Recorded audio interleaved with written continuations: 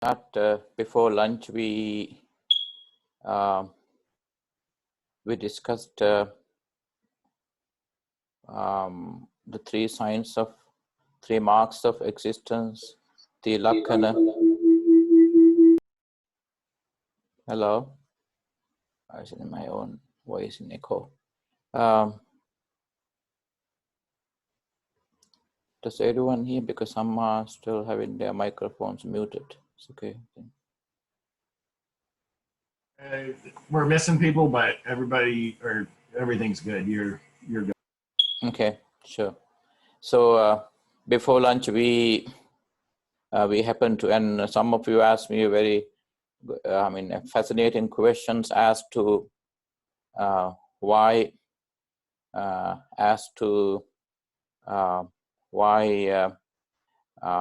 Buddha talked about soullessness, or especially the question was no self, anatta, and repeatedly we discuss the statement with regard to the three marks of existence: yad anicchang, yang anicchang, what is impermanent, tan dukkhang, brings us unsatisfactoriness or unfulfillment, a sense of unfulfillment. Yan dukkhang, what is suffering, what brings us suffering, is therefore cannot therefore considered the permanent in terms of soullessness. And the tricky and the most misleading, or maybe the difficult part, was that the soullessness or anatta, as we discuss, anatta, no self. And the question was as to why it's called no self. And then we happen to clarify that so by the time Buddha appeared in India, so there was a sense of soul being permanent. And then I think, just to remind you, that in terms of samsara, the Hindu idea of samsara or transmigration, so since Brahman created our Atman, our individual soul, it remains intact. It never goes through change. It is permanent. Nobody can alter it. And then it, even as it goes through, it acquires new physical bodies, new life forms, and then as it goes through birth and death, the physical body goes through birth and death, but what simply happens is the soul continues intact. Soul, Atman, never goes through change. It simply contributes towards the creation of a new life form. And then when the physical body is no longer fit enough for the soul to remain in, and it would leave that physical body, thereby creating what is called death. And then this is called transmigration or reincarnation in terms of Hindu belief. And then one day, having gone through different births and deaths, having transmigrated for an indefinite period of time, the Atman would be called back into Brahman, which is Brahma Sahaveta, or union with Brahman. And so that is why, based on that theological belief, based on that theistic belief, Buddha happened to say, no, there's no such permanent entity called Atman or soul. And then, so that's why he was, instead of Atman, or in Pali, Atta, he, I think we all learned that term before, he used the word Atta Bhava. that is constantly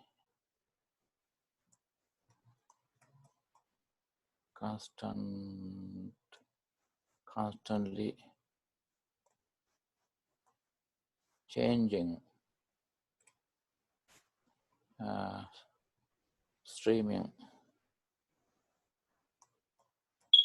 Atman. He added the word bhava just to denote being all the time, conditionally modified, getting conditionally arising soul. Atman, therefore, even though Atman, Buddha used the same word Atman, he reinterpreted that. And to him, Atman was not as a permanent entity as explained or described or taught in Hinduism or in pre-Buddhist Indian religion. It is instead considered a conditionally arising soul. So instead of using the word soul, he used the word self. And then, so just to avoid terminological confusion. But in somewhere else, and he would directly or indirectly approve the use of Atman, Atta Bhava, as a Buddhist term, as a term for his own teachings, provided that the very person using it must not get confused with the Hindu idea of Atman, but because the Buddhist idea of Atman or the Atman as taught in the Buddha's teaching is very different than that in Hinduism. So, and then Atman, there's no such thing, Atman. The Hindus still believe that the physical body is subject to decay, sickness, illness, and death. But according to Buddha, both physical body and Atman are subject to change, decay, modification, change, death. So that's the difference between the Buddhist use of the same term, the Buddhist use of Atman, Atta, and the Hindu use of Atman, Atta. And then also again, Buddha added one more term, Atta Bhava, being of self, streaming self. Bhava denotes streaming, constantly changing.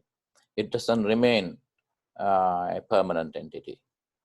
As it goes through, as it travels within the physical body, as it exists within the physical body, it goes through its own change. Remember, we did talk about the fact that Atman, Atta, is understood in terms of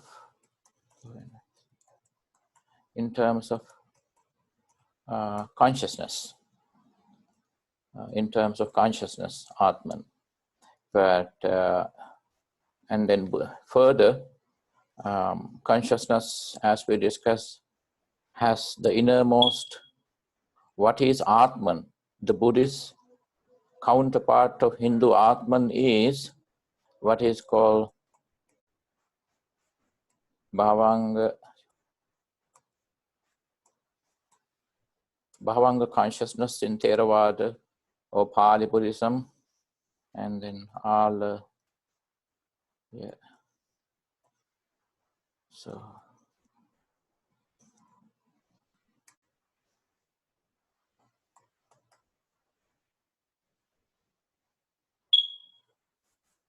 and Alaya,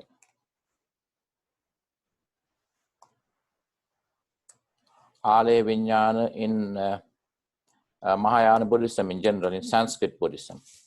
So, Bhava plus Anga.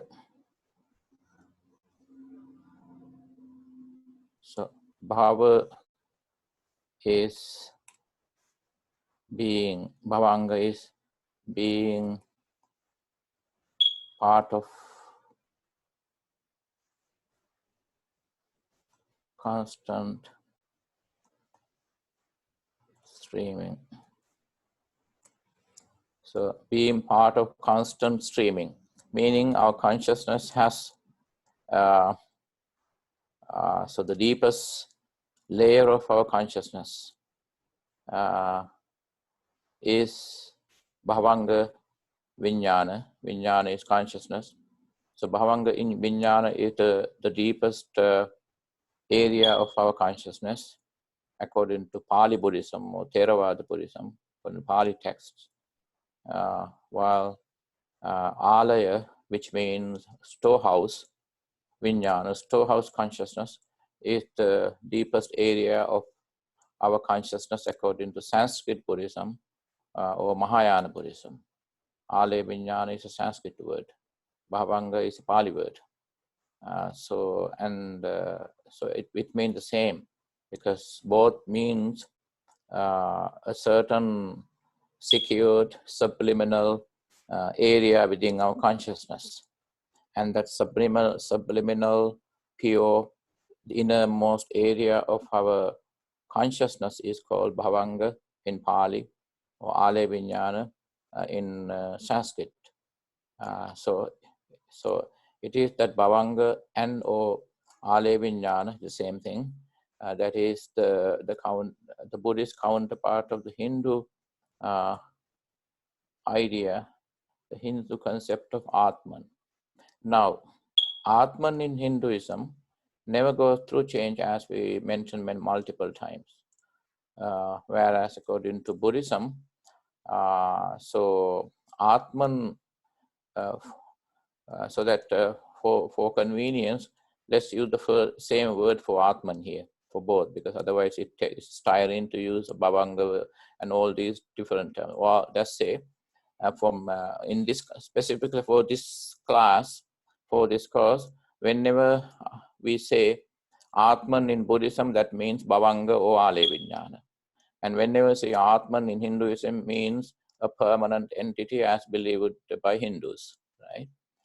So okay, Atman in Buddhism, Atman in Buddhism is not a permanent entity, because it is constantly modified, constantly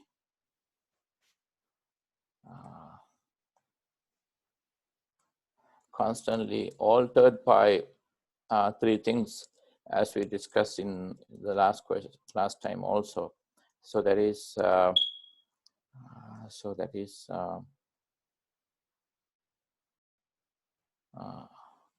memory, and then karma and habits. Memory, karma, and habits. So even the innermost, deepest, subliminal area of our consciousness, which is bhavanga or storehouse, alaya vijnana or bhavanga, is very different than Atman in Hinduism. While Atman in Hinduism remains unaltered, unchanging, permanent, since its creation by Brahman until it's until it's going back to Brahman one day, having transmigrated into samsara for an indefinite period of time. It remains it remains permanent. In Buddhism, it does go through change. It gets altered by these three things. Memory, as we add more memories onto it, and then it gets altered, and then it gets modified, it gets updated. That's another layman's term. It gets updated, it gets altered, and then as we add new karma, and as we create and add new habits, it gets altered, it gets modified, it gets updated. And so that it is such Atman in Buddhism that travels through different life forms. And in order to denote, in order to distinguish between the way Atman is said to travel through different physical life forms, in Buddhism we basically use the word rebirth. That is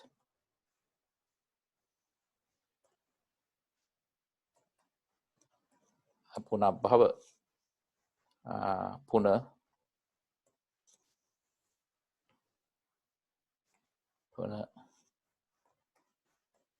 again, bhava,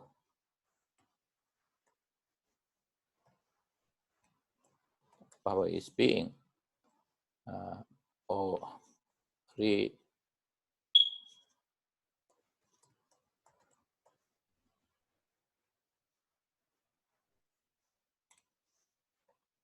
becoming. So becoming Atman, and then we gets recreated in a different way. Whereas Hindus use the word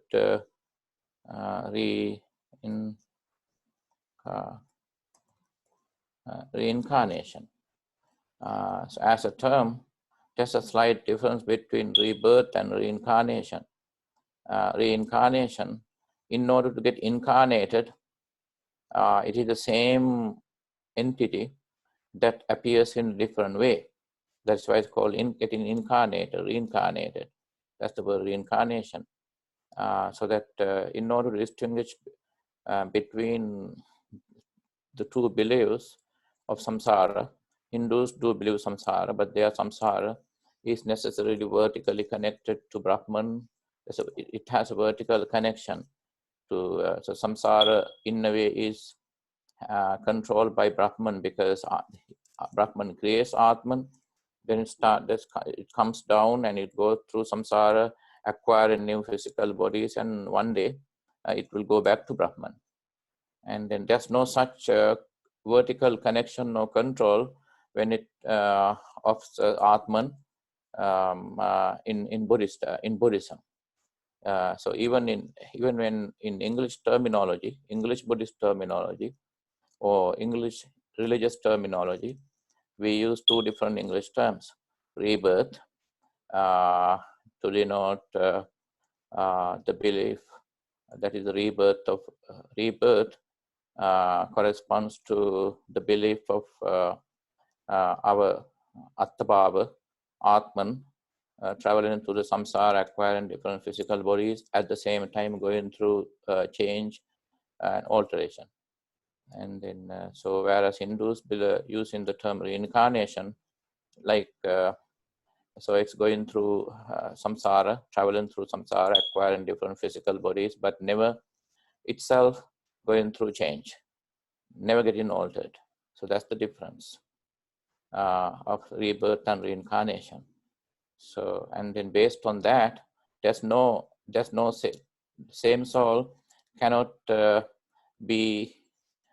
cannot occur twice, as Buddha says, because by the time Atman enter the next moment, it would have changed by our habits, newly created habits, newly created karma, newly created memories. So any questions about that? Because I just wanted to, I didn't explain that enough before lunch. Then, okay, to share something for our continued discussion. Can everyone see the Word document? So everyone can see, right? Yes. Okay. Now, every time, I mean, throughout his teachings, Buddha has explained, described selfhood, that is a selfhood in how to say, not as a uniformed or one single entity that is intact.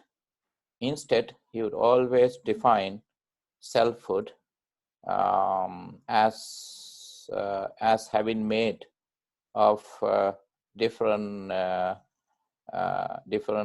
conditions, different things. So that's why I got this one from the Samyutta Nikaya, Khandavagga Samyutta. So that's where I got this one from Buddha's explanation of the 5 khandas, so aggregates. And you may already know, and then I think I don't have to type them in. Remember these, so let me highlight these words. So Vedana.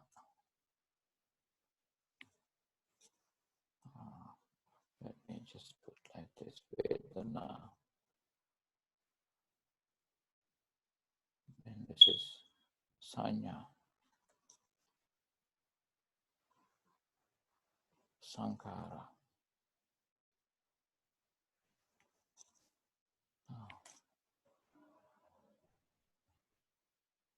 See the five terms. Rupang, that is Penupindu. Just this is a metaphorical description of the 5 aggregates. Again, and then we're going to have another discussion on 5 aggregates later on in one of our future sessions. But at this point, we do need to touch on this explanation of 5 khandas, so aggregates. Now, as you know, Rupang, Rupa is the first 5 aggregates. This is Rupa is so that is form or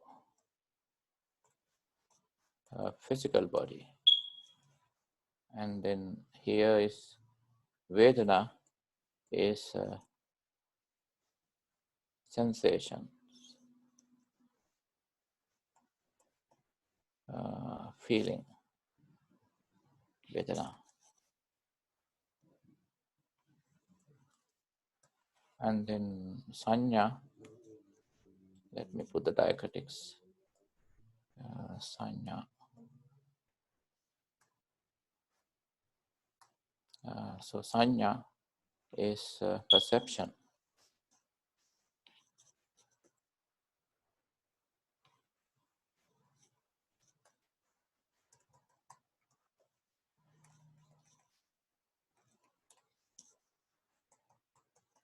Perception.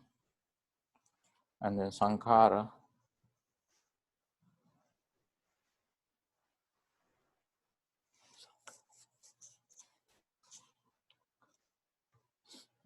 so that is Sankara is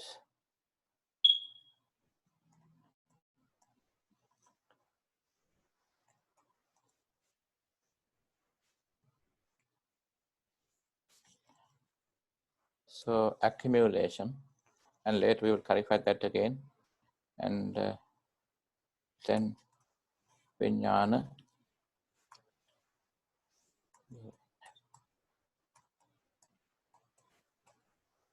consciousness.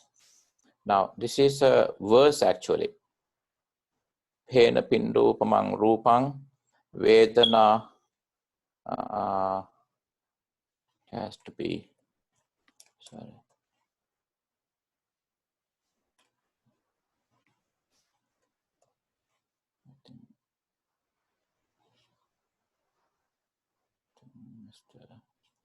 Wrong.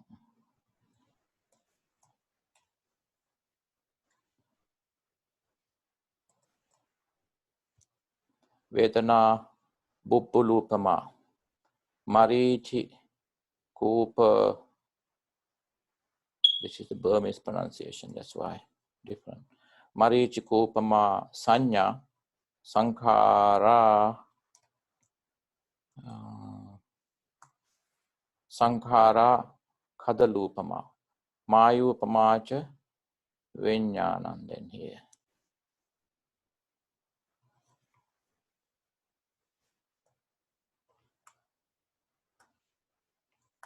Mayupacha Vinyanam. Desita Ditcha Bandhuna, just omit this one. It means taught by Buddha. That's what this phrase means.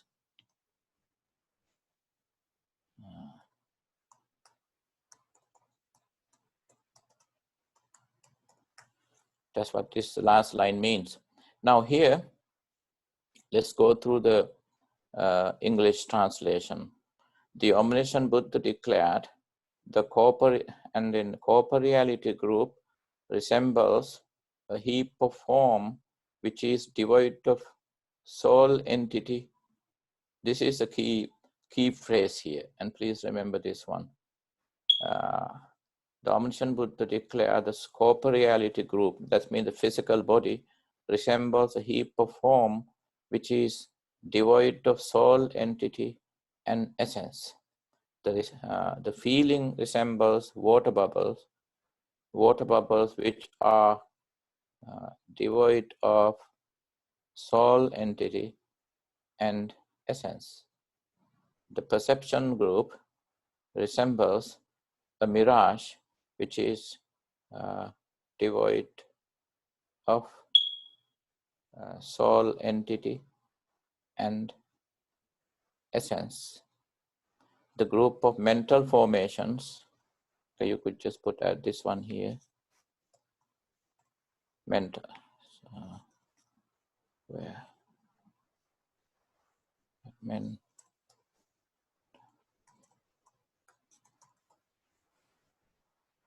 mental formations resemble the trunk of a banana tree, which is devoid of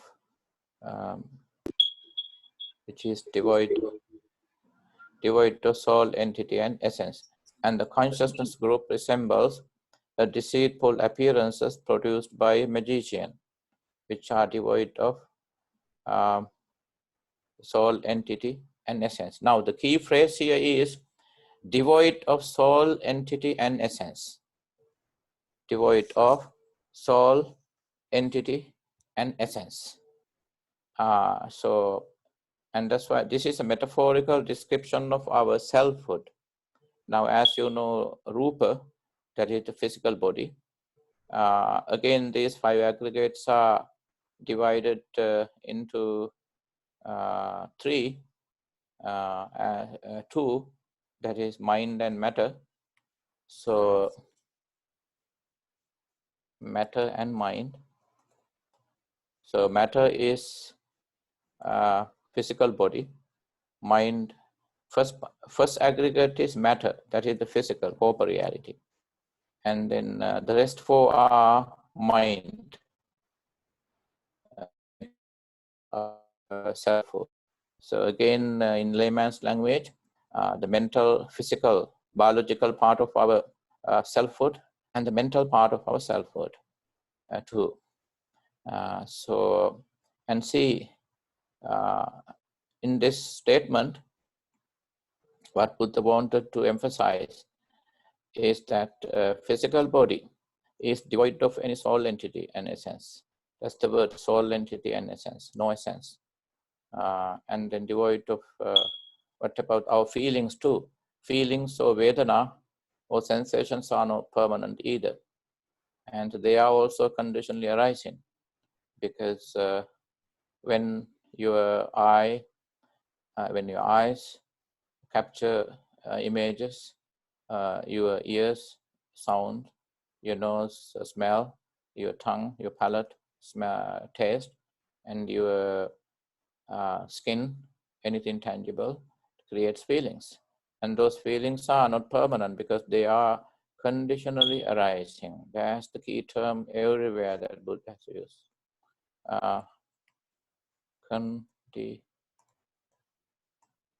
Conditionally arising. Conditionally arising. Everything is conditionally arising. The Pali word is paticca samuppanna. Now, this word is very important. Conditionally arising as opposed to permanent. So conditionally arising is synonymous with anicca, and whereas nicca is permanent. Now, you could say, as you come across the same word Atman in Hinduism, in theistic religions, it is permanent. Whereas when you come back to the same term in Buddhism, it is not permanent, but it is conditionally arising. And so that it is anicca. Atman in Buddhism is subject to anicca. In Hinduism, Atman is never subject to anicca because it is nicca or permanent. So any questions?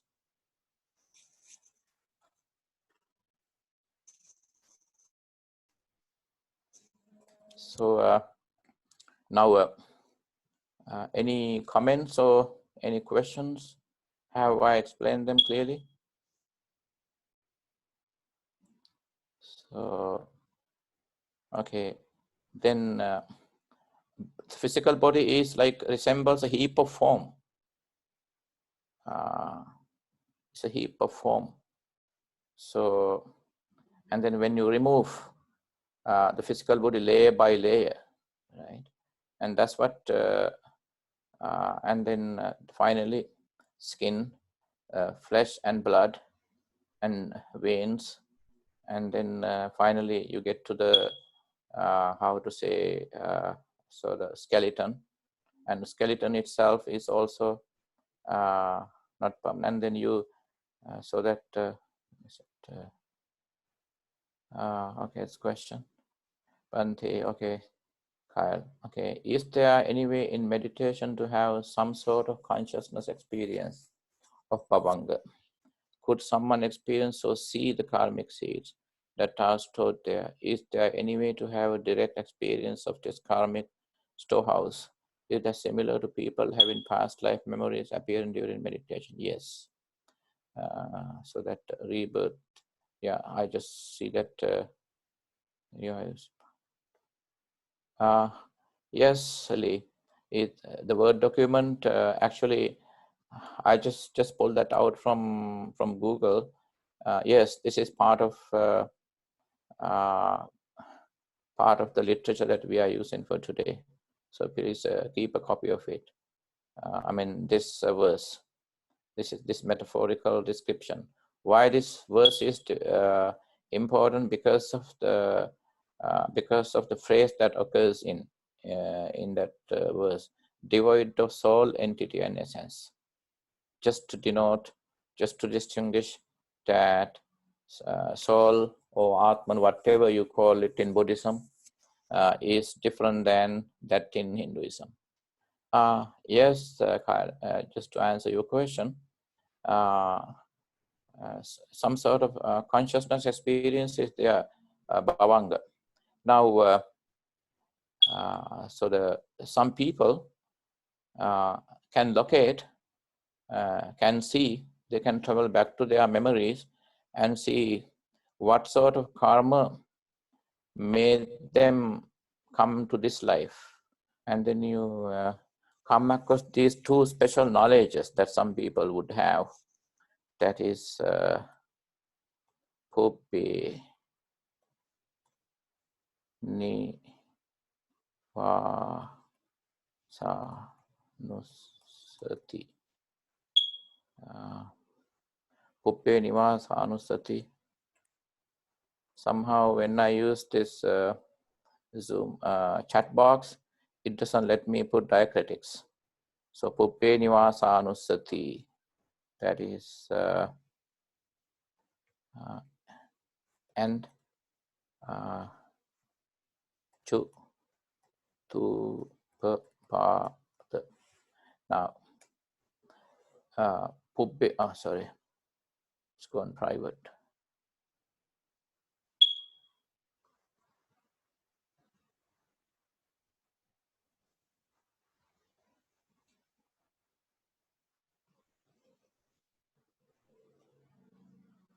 Yes, Puppenivasanusati is just to see special knowledge through which you can see your own past existence. Puppenivasanusati. Puppe means earlier, pre, before, past. Nivasa is living life. Anusati, remember. Literally, Puppenivasanusati means the knowledge by which you remember your past lives. Puppenivasanusati. The next one is Chutupapada. Chutu. Chuta. That means Chuta and Upa. Chuta and Upapada. Chuta is life. Chuta is life. Death. Upapada means birth. Birth and death once again. So some people would have that knowledge. They can see the birth, the cycle of birth and death of other people, others. Puppenivasanusati is all about your own existence, own past existence. Chutupapada is about the past life existence of others. And that's a quick answer to the Kyle's question as to whether there is any meditation to have some sort of conscious experience. Did I answer that question, Kyle?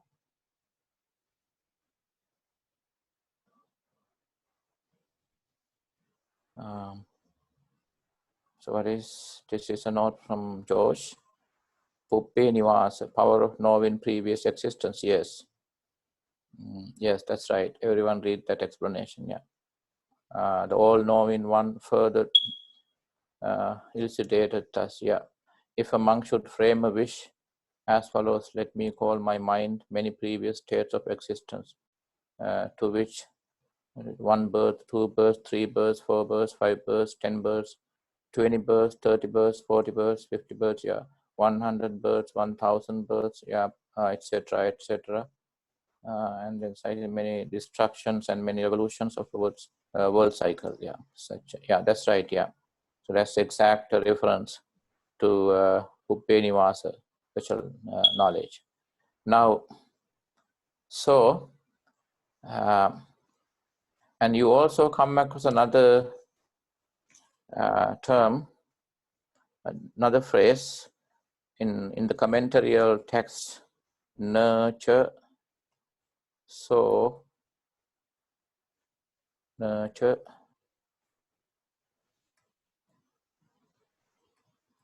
nurture so, nurture año. So,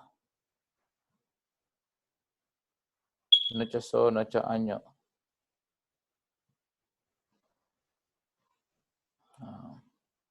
Nurture so, nurture año. Nurture so, it's not the same person, nor is it a different person that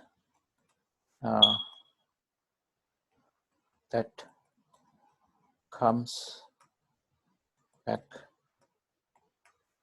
again and again. So nurture so, nurture año. Now this may be a little confusing actually. Lots of people ask, because there's no question as to whether the person who comes back to life upon death is the same person from according to Hinduism, because even though It's a different physical body, different life form that the soul acquires and drops. Soul, it doesn't go through any change itself. So at least according to Hinduism and as per the theistic notion of Atman, at least Atman never goes through change. So it is the same Atman that comes back to life. Whereas according to Buddhism, even so you could remember your past, for example, as you saw in this phrase, so multiple times. Maybe you can remember multiple past lives. You could see someone else's multiple past existences. But then again, if you see yourself being in the past in different life forms, so that it should be, so there can be an easier conclusion that it is the same person who comes back. Otherwise, how could you see, why do you see that it is the same person who existed in different life forms in the past, previous existence? So this is the tricky thing. Because Atman goes through changes, it is conditionally arising. It is not permanent. It's get altered by new data, new memories, new karma, and new habits. So it's not the same thing. It is conditionally arising. But at the same time, while it goes through change, it travels through different life forms.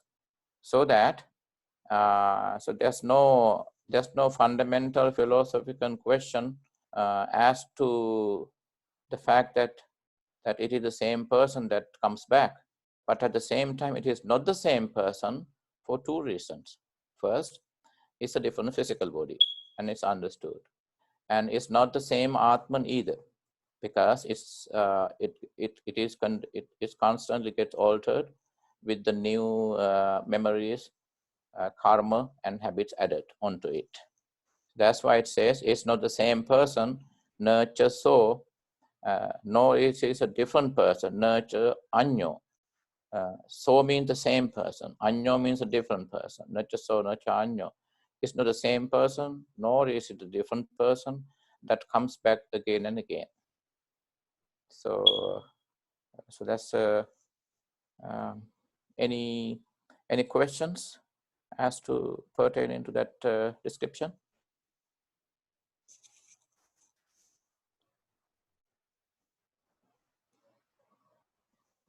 No, right?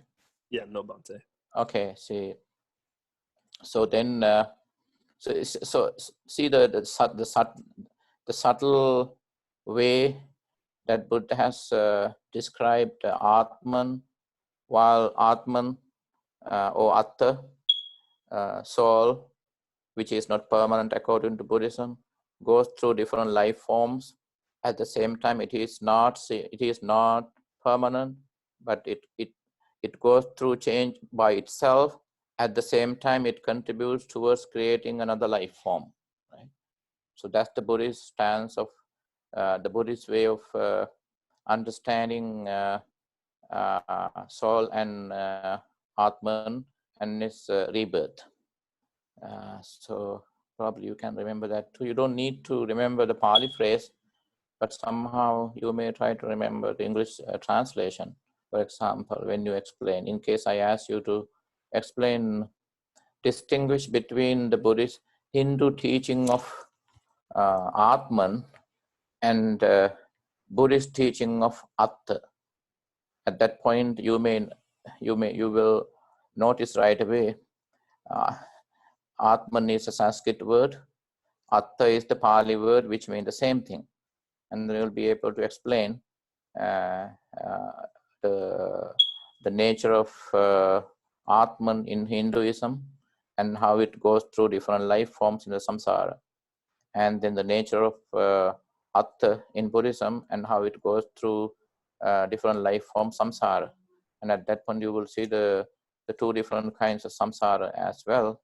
Samsara in Hinduism having a vertical connection with the creator or the Brahman, and then samsara in Buddhism doesn't have such vertical connection or cosmic connection.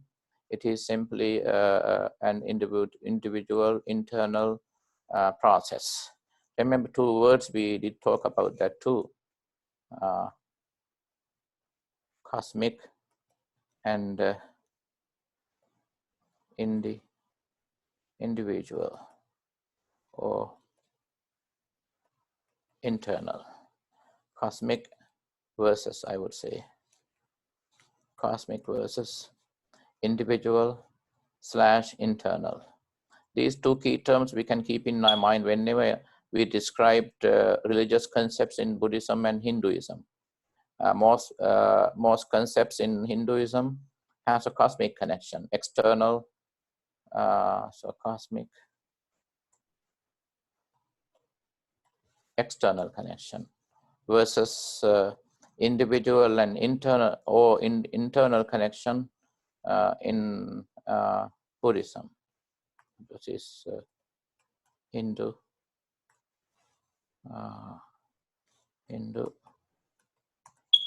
theistic, and then internal non-theistic, or humanistic. Now this is the parallel then. Yeah, I will save it. Right. I will later upload it as an attachment. So this always we can have this parallel in our mind whenever we explain Buddhist ideas, Buddhist teachings, and Hindu teachings, when we compare and contrast. So the Hinduism is a cosmic / external theistic notion of most teachings, versus is individual / internal or non-theistic humanistic notion of concepts in Buddhism. So that being said, and everyone is familiar with the story of Kema, right? Did I tell that story the last time? That is about what is this? See, once again, let's go through that translation. The corporeality group resembles a heap of form, which is devoid of soul entity. And then the feeling resembles water bubbles, which are devoid of soul entity. Now the water bubbles. So when it comes to corporeality, you can remove layer by layer, starting from skin, and finally until when you get to the skeletal level. On the skeletal level also, again bone marrows, and then so that is this is also an anatomical description of corporeality or the physical body. And when it comes to feelings, the feelings resemble water bubbles. So that and that bubble is beautiful, and then it's instantaneously created, and it doesn't last long, and then it and then disappears. So our feelings are like water bubbles. And then when it comes to perception, by the way, it says in this translation, it says corporeality group. Group here means aggregate. These 5 aggregates, when considered individually, is not a single entity. Again, it's made of different things together. That's why in this translation, say the corporeality group, or the group of physical body, because again, it's a proliferation of many different causes and conditions. The physical body itself is not one single entity.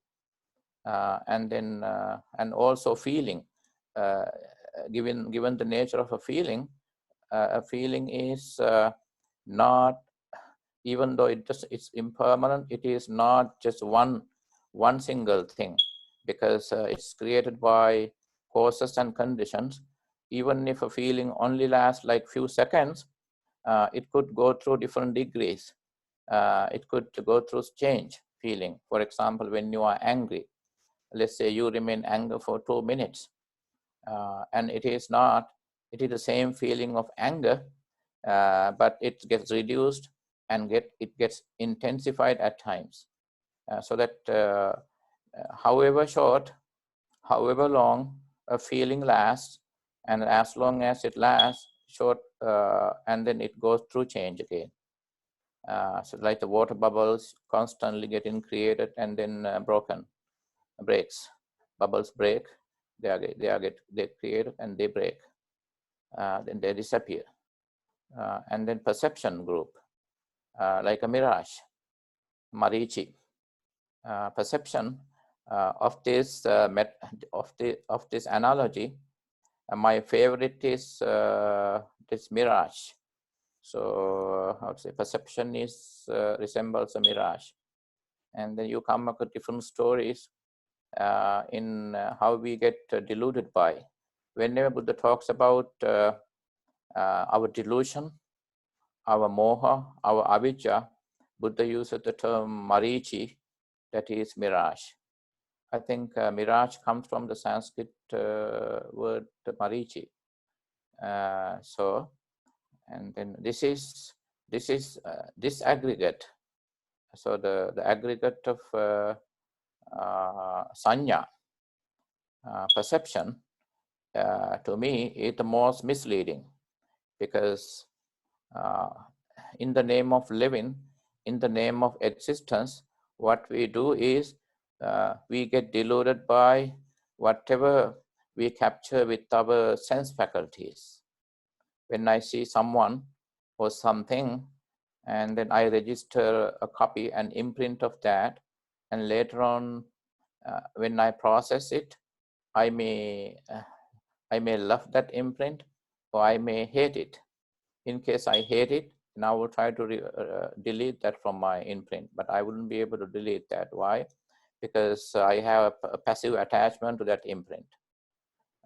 In case the imprint is a positive one, and then even if I multiple times how to go through and read that imprint, and then I am not happy. Why? I feel like meeting that person or seeing that person again and again. Why? Because at that point we are not frustrated, but we get tired too. Why? Because finally, as we explained yesterday, both sukha and dukkha brings us anxiety. So happy feelings brings us anxiety because we are unable to retain the happy feelings long enough.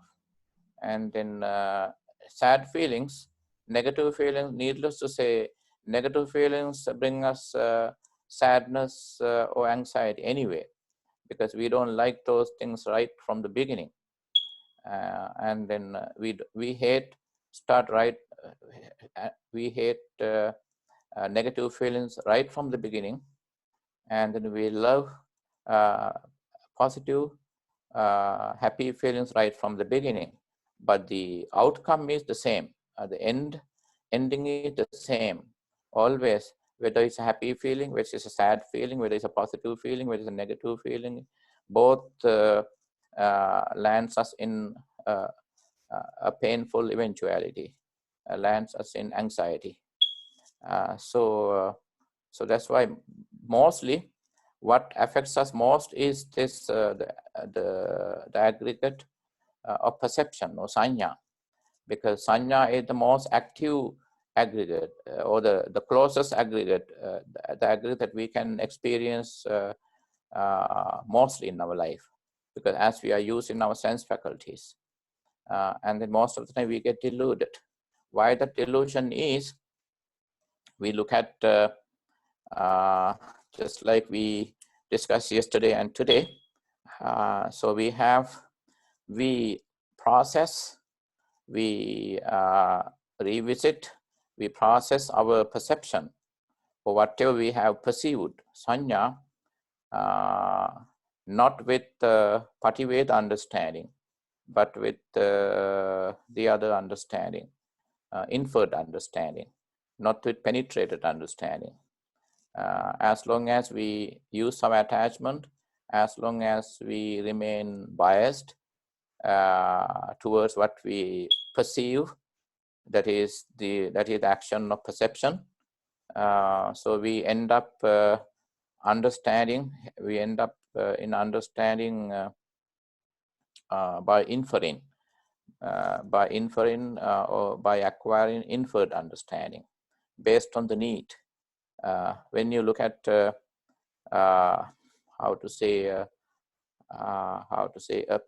food on the table, and if you are just after a heavy lunch, the food that you are observing, that your eye is now capturing, registering, creating an imprint of, would not give you that many happy feelings. Why?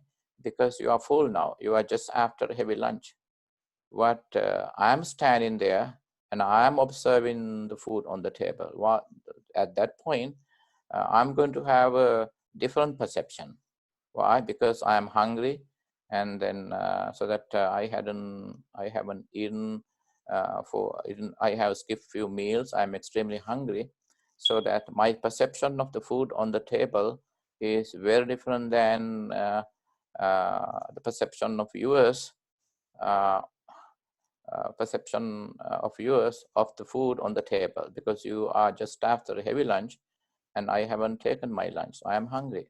So that's why always the perception can be the most misleading aggregate of these five. We can very easily get deluded by sanya, perception. So why? Because of that inferred understanding, not penetrated understanding. If the Buddha is there and you are now after a heavy lunch, and Buddha hasn't still taken his lunch, and he is hungry, but perhaps even if you, despite the fact that you are after a heavy lunch, even if you have some craving for the food, at least you may think that, okay, you can eat that food later on, probably that is for supper or dinner. Even if Buddha hasn't had his lunch, even if he is hungry, but he doesn't have a craving for that food on the table, seen on the table, because he is using his penetrated understanding, anubodha understanding, to observe, to perceive the food. And then the next one is mental formations, sankhara, upavedana, sanya, sankhara. This is the mental formation. This is the part of our consciousness that helps us register and gather data, sankhara. So that's why it's called mental formations. It's a different area of our consciousness, different area of our mind that helps us to gather and process. So whatever we create. So the mental formations mean when you see the same object, like we're going back to food on the table, and then so you are after a heavy lunch, so you are not that impressed with the food, and then few hours later you come back to the table and still see the food on the table, and at that point you are now having a different perception of the food. Why? Because you have hours later you find that and your food is already digested, so that you feel like eating. At that point your perception of the food is different than when it was 3-4 hours ago, when you observe the food having eaten a heavy lunch, having had a heavy meal. So at that point you create out of the same food. As you look at the food on different occasions, at different times, multiple times, you create different mental formations of the same object. So that is the fourth aggregate. And then so it is considered, it resembles the trunk of a banana tree. So that a banana tree doesn't have hardwood, right? You'd keep peeling layer by layer, and so that you get back to the middle part of the trunk, which is not hardwood, and you can just crush it, and it's not hard. So that mental formations are like that, of the same, as you keep observing the same object at different times, within different timelines, just like the food on the table after lunch around at noon, and the same food still remaining on the table at around 4 o'clock, and maybe around 6 o'clock, maybe around 8 o'clock. Let's suppose it doesn't go bad, it's still good, and then you come back to the table, and then when you look at the food, you create different mental formations every time you look at the food. It is the same object. And needless to say, when you see multiple objects, how far you create different objects, different mental formations out of multiple objects multiple sense objects.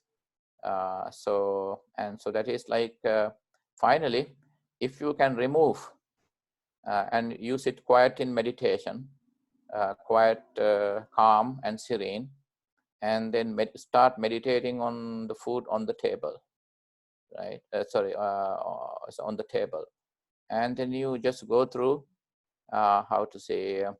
you just go through the mental formations that you had been creating out of the same sense object, visual sense object of food on the table. And then so you have for sure created many different mental formations. What if you remove one by one? Let's say now it's around 10 o'clock, and then by the time you had the last piece of the food, last portion of the food, it was almost like rotten. It was going bad, not bad yet, and then somehow you finish it, and then so that you would say, okay, before it went bad, I ate it all. And then you go back to the past, and then now you are at 6 o'clock, 6 p.m., and then 3 p.m., 2 p.m., and then so that when you remove, then you remove those mental formations, different layers of mental formations that you had created out of the food on the table. And then you can go back and see, see, well, a couple of hours ago, now it's 10 p.m., and at around 8 p.m. you had the last portion of the food. And then you will say, okay, the food was not as delicious as when you saw that around at noon, like 6-7 hours ago. See, when you do that in the when you look at that, when you revisit your mental formations of that visual sense object of food on the table, and then you would see at different times you had created different mental formations. It's like removing a trunk of a banana, peeling off a trunk of a banana by layer. And so that, but finally, when you get to the bottom, get to the middle, it doesn't have any hardwood also. You can crush the middle part of the trunk with your fingers.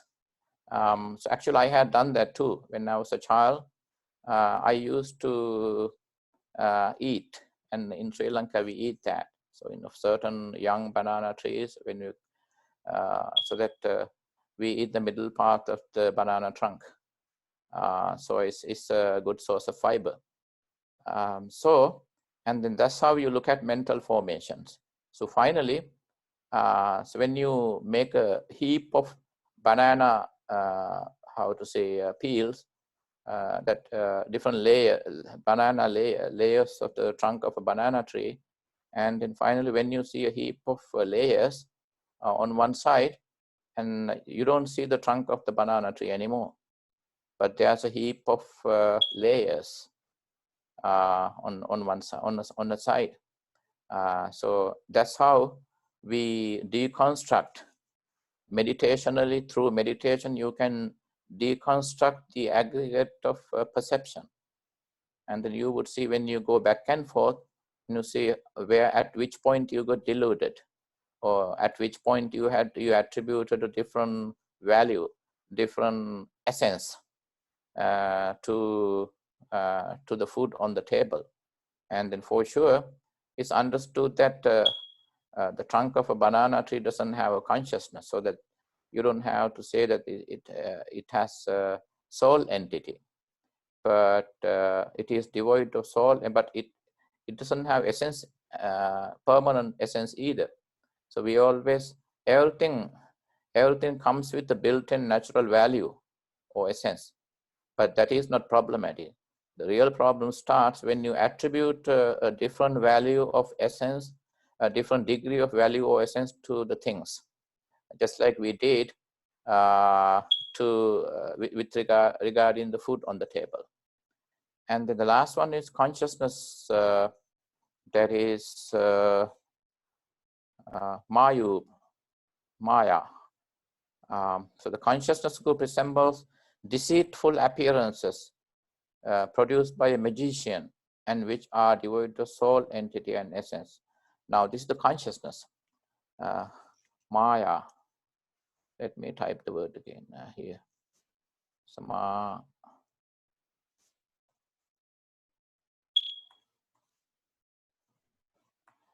Maya. Maya is deceitful appearance.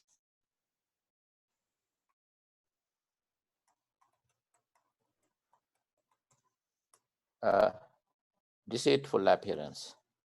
So that never to confuse, never to mistake this Maya as another term Maya, which is the name of Siddhartha, Queen Maya. At that point, Maya has a different meaning. That means beyond touch. It has a different meaning as a name, as a given name. So Maya is deceitful appearance produced by a magician. So that is our consciousness. So our consciousness, we always, as average human beings, we send down the wrong data and then deposit them in our consciousness. Our data are not permanent. They are not accurate. They are not accurate data. And then so the data that we create, data again here is the threefold. Memories, three kinds of data. Memories, memory, karma, and habits. So that memory data, karmic data, and then data of habits, or the habit data. And then those data are produced through our inferred understanding. Just to back to that term, through our inferred understanding, not through our pativeda or penetrated understanding. So most of the time, we produce wrong data out of our because of the deceitful nature of our consciousness. The consciousness would love to, our mind would love to play tricks on us. Mind would always ask something it would like to have, not necessarily what we ourselves would like to have. So that, and that's when Buddha says, somewhere Buddha was asked why it is difficult for people to end the samsara. And Buddha and Buddha answered that it's because people find it difficult to end the samsara, and instead they keep going in the cycle, they keep running in samsara because they always feed their consciousness with wrong data, the memories, wrong memories, wrong karma, and then wrong habits. And so that is why, and then instead of helping us, those data further gives us further dive deeper into samsara. Any questions now? Banana trunk peeling. Okay. So that's good. Banana trunk. Okay, I will later look at that in YouTube, right? Now, it's 2:45. We are taking a break now, right? Or at 3 o'clock? Hello? Okay, let's take a break then, right? Sounds good. Okay, because usually it's always good to take a break 15 minutes earlier after lunch, right? Morning is not that important. Okay, let's take a break. See you at 3 o'clock. So just to remind again ourselves again. So the entire discussion today is based on the 3 marks or 3 signs of existence. The purpose of this teaching, this fundamental Buddhist teaching, is to conclude, just to give us an understanding that our existence is not permanent. No part of our selfhood is permanent. Not even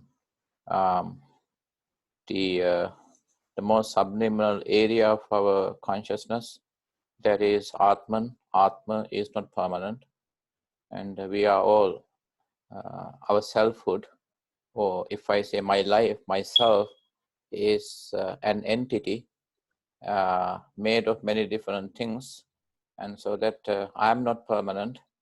My Atma is not permanent. My soul is not permanent.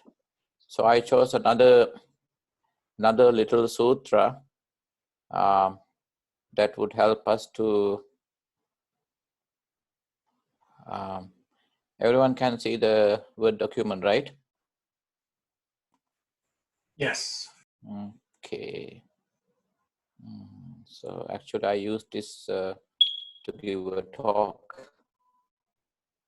So this is from Discourse on Obsessions. Now, this is about 7 latent tendencies of our mind. Now, these 7 latent tendencies or underlying tendencies are called the pillars. They are the pillars of our selfhood. So the Pali word is anusaya, and I also uploaded it on Zoom, and so that you can have that copy. Anusaya is anusaya literally means dormant. It means underlying, latent. So there are 7 major latent tendencies, and you can see the Pali phrase as well. I include the Pali phrase, and you don't have to worry about that. So now, anyway, you have that handy now. Satyame bhikkhabe anusaya katame. So there are 5 latent tendencies. What are they? And the kamaraga anusayo, patigha anusayo, tittha anusayo, vichikicha anusayo, mana anusayo, bhavaraga anusayo, avijja anusayo, imeko bhikkhabe satta anusaya. So these are the 7 tendencies, 7 latent tendencies. Just go through the my description here. The 7 anusayas are considered part of the fundamental function of our psyche. I use the word psyche because I prepared this note for a psychology class. So ultimately, you can also use the word psyche instead of in place of consciousness. And I know some Western Buddhists, they use the word psyche just to denote consciousness, because they deeply affect our character and behavior.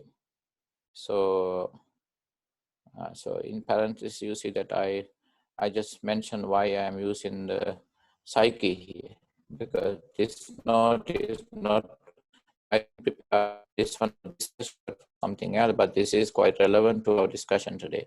And please keep a copy of that. You can read it at your free time. So that the term psyche, which is derived from Greek, is soul in theistic religions, consciousness in Buddhism, and mind in general. Psyche is used here due to its widespread use in spirituality and psychology. See, the psyche has it's proper to use the psyche for this session as well, because psyche, as a Greek term, it is psyche means soul in theistic religions like Hinduism, and it means consciousness in Buddhism. And then in secular, as a secular term, like in secular psychology and in other different disciplines, psyche means mind in general. So here we could use psyche instead of consciousness. Now, probably the description of anusayas or the latent tendencies would give you a more clear understanding of the impermanent nature of our existence than the description of the five aggregates does. And then I have also translated. I also translate anusaya as obsession, because given the role of anusayas, the role of anusaya is to impress you, to get you obsessed with something in a way that you would then find it difficult to leave that, difficult to run away from it, difficult to get rid of that, difficult to relinquish, to abandon it. So given the nature of, based on the nature of these 7 latent tendencies, I translate them as obsession. So the first obsession, first anusaya, let's go through the list first. The obsession of sensual passion, kama, raga. The obsession of resistance, patigha. The obsession of vivus, ditti. The obsession of uncertainty, vichikicha. The obsession of conceit, mana. The obsession of passion for becoming. Of course, you could say becoming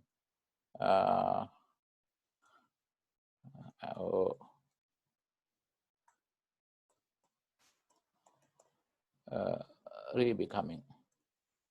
It's becoming, or in terms of rebirth here. That's bhava raga. And obsession of ignorance, avijja.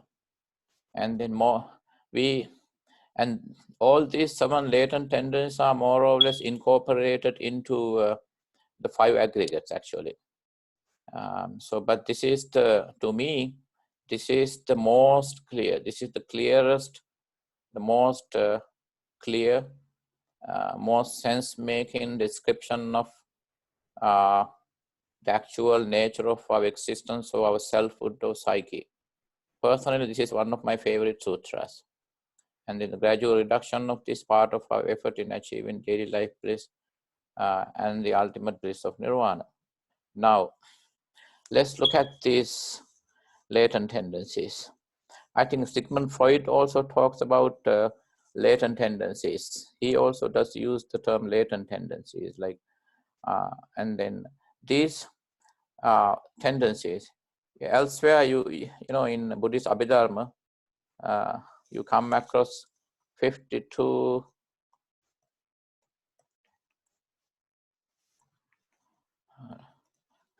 tendencies of the mind. Abhidharma mentions 52 tendencies of the mind.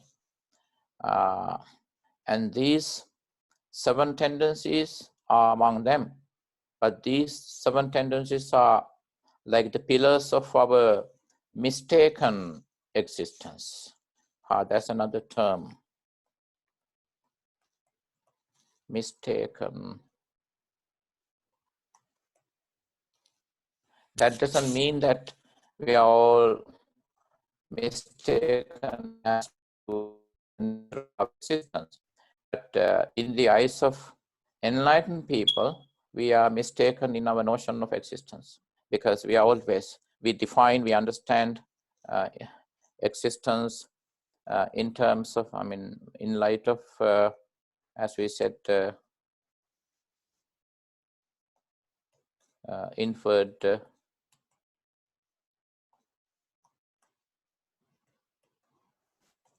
inferred understanding. instead of how to say, penetrated understanding. See, we have been going through using these two pair of terms again and again and again. Now, in the eyes of Buddha and enlightened ones, average people, unenlightened average people, are mistaken as to the true nature of their existence. They often use inferred understanding to judge, to define, to analyze, to observe, to make a conclusion of, to make assumptions of their existence. And then why people tend to do so is because they are kind of controlled by these latent tendencies. The first one, any questions so far? All right. So let's look at the first tendency, first latent, first anusaya. The anusaya of sensual passion, kama, raga. Kama here means desire, and raga is lust, kama raga. It means sensual passion. So we are always obsessed with sensual passion. And then, so because of this tendency of sensual passion, we are always in search of sensual happiness, even in our dreams. Remember, we did talk about dreams, the first type of dreams, anxiety dreams. Anxiety dreams confirm that we continue our pursuit, continue our we run after sensual passion even in our dreams. We are always needing something. We are always looking for something. That something maybe we have never had in our life. Maybe we had, but we couldn't retain it longer. We couldn't have that longer. Or maybe we are yet to experience that. We are yet to have that. So that's it's part of the struggle too. So sensual passion, kama raga. And then we always, because of this latent tendency of kama raga, we always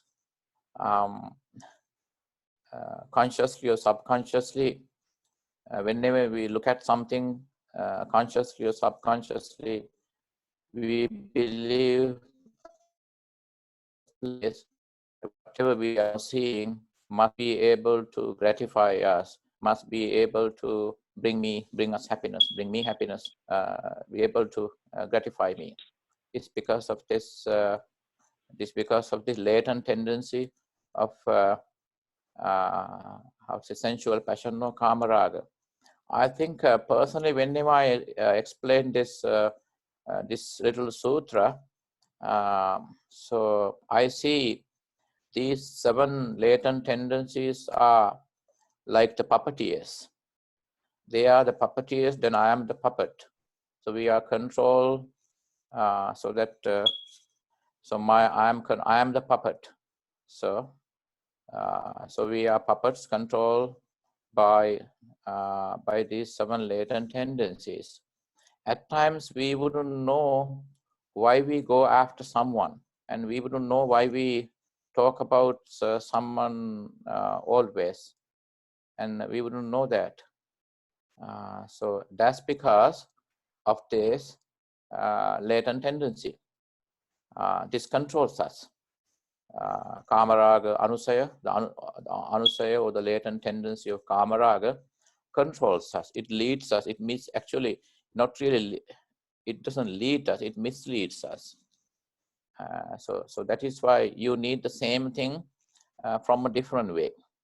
Now, let's say you have been in a relationship for a long time, and years later, so that you start hating your partner.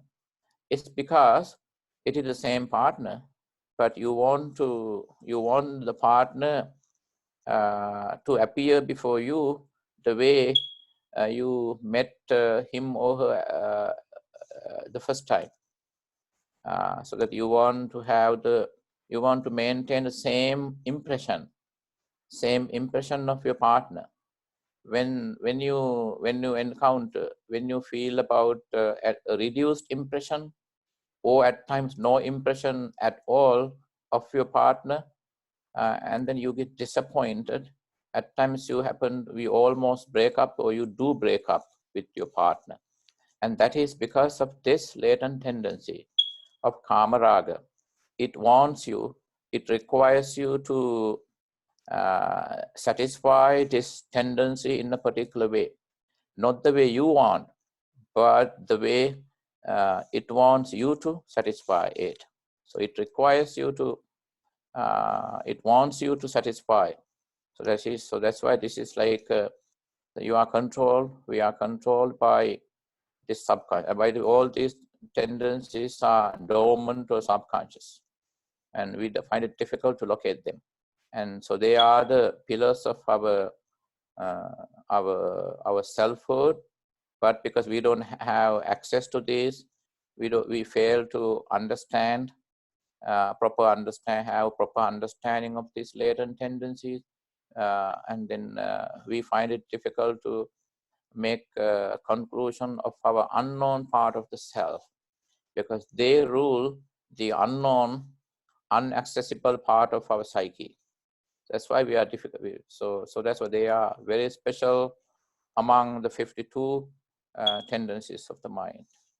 Any questions about kama raga, sensual passion? Any contributions, any opinions? Okay, let's move on. Second one, the tendency of resistance. Now, this is patiga in Pali. This resistance, this tendency, second tendency, and this is resistance is the most subtle form of anger. So, and you know, in Buddhist psychology, you come across three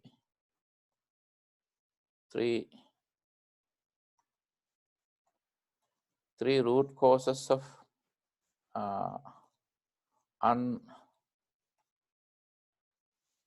unwholesome feelings. So the lobha, that is desire,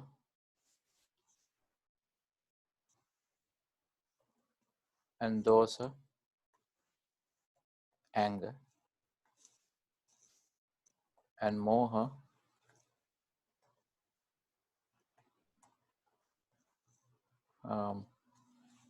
delusion. Lobha, dosa, and moha. So now the first, these 7 tendencies, of course, and all these 52 tendencies, they are created by one or few of those 3 root causes. So, the 3 root causes. So now the first tendency, that is a tendency of kama raga, sensual passion, is created by lobha, the root of desire.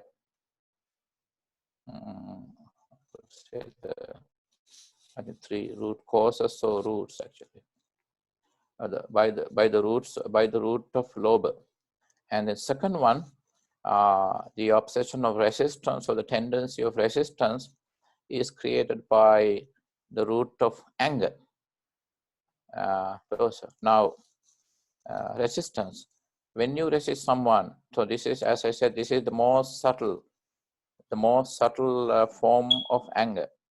Now, when you, in a dialogue, maybe in a conference, in your day-to-day gatherings, and at times some people, when they are not willing to agree to what you are saying, agree to your opinion, what they basically do is they would simply a smile. Actually, they are smiling with you, not because they are happy, not because they are approving your opinion. Actually, they are angry in the most subtle way. They are resisting your opinion. So that's why they smile.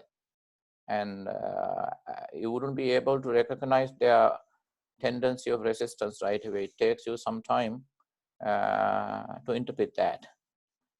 Because I have come across that a lot. One of my teachers, when I was a teenager, I remember one teacher, whenever I asked him a question, and he would simply smile.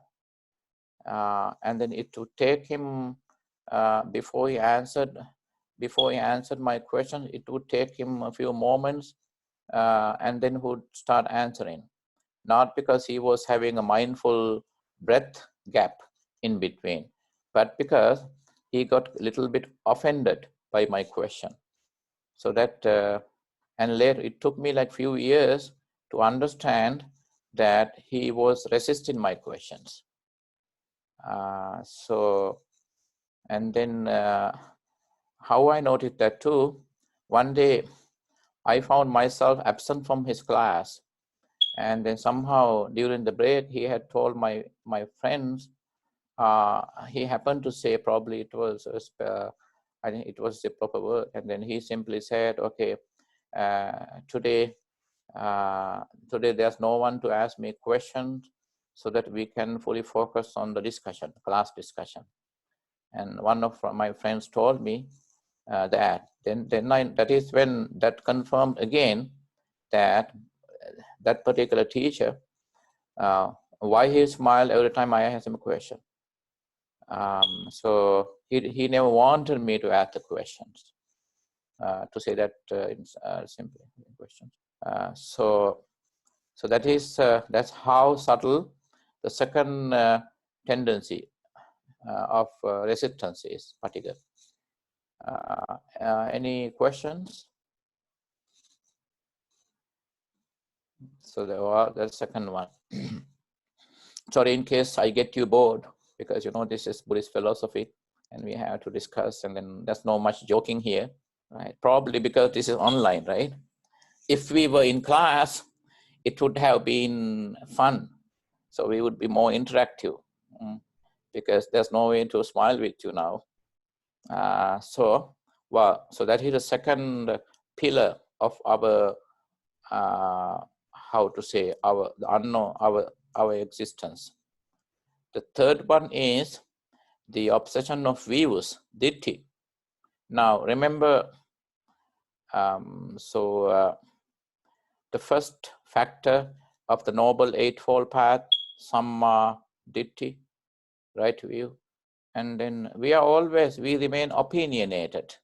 We easily get opinionated by other people's views, and so that we are at times highly opinionated, and then we would always maintain our own opinion of certain things in our life, and that's because of this tendency of ditthi. The tendency of ditthi always makes us have different views of different things. At this time, because of this tendency in particular, Buddha call average people putujjana, as opposed to enlightened. Putujjana. So the putujjana is varied, different. Those who change their views on different occasions at different times. That's what putujjana means. Always, putujjana is used as opposed to enlightened ones. Now, as opposed to Buddha, I am a putujjana because I change my views, I switch my views, I counter my own views, I go back on my views, and that's because of this tendency of ditthi. So that is why, because this is this can cause a disaster, very easily. So that's why That's why Buddha, maybe that's why Buddha included Ditti, Samma Ditti, as the first factor of Noble Eightfold Path. Even in our spiritual practice, we can very easily get opinionated, and very easily we can get off track, we can get deluded, misdirected. If it happens, it's because of this tendency, obsession of views, Ditti. So that's why as long as Ditti is there, as long as we are ruled over by Ditti, we would remain Putujjana, meaning people changing their attitudes, changing their views, going back and countering their own conclusions, countering their own views. Ditti. You had a different view of something this morning, and toward the afternoon, you change your view and you are having a different view of the same thing. And then toward the evening, you will have a different view. And we keep changing our views. We drop our views, we change, we or even resist our own views. That's because of this latent tendency of Ditti. And number 4, excuse me, drink some water.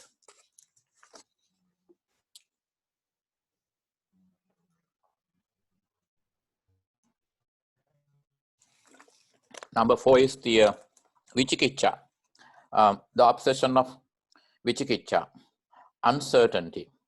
Well, Vicikicca is very often used where Buddha talks about some spiritual uncertainties, whether there is actually someone called Buddha who is enlightened, whether there is something called enlightenment, whether there was a previous or past life, whether there is a future life, whether there is karma, and so on and so forth, whether there are ascetics or monks or priests who can actually become enlightened, whether there is karma, and then so this is uncertainty is mostly used in descriptions of philosophical uncertainty, philosophical questions. But here it is simply used as in a psychological sense.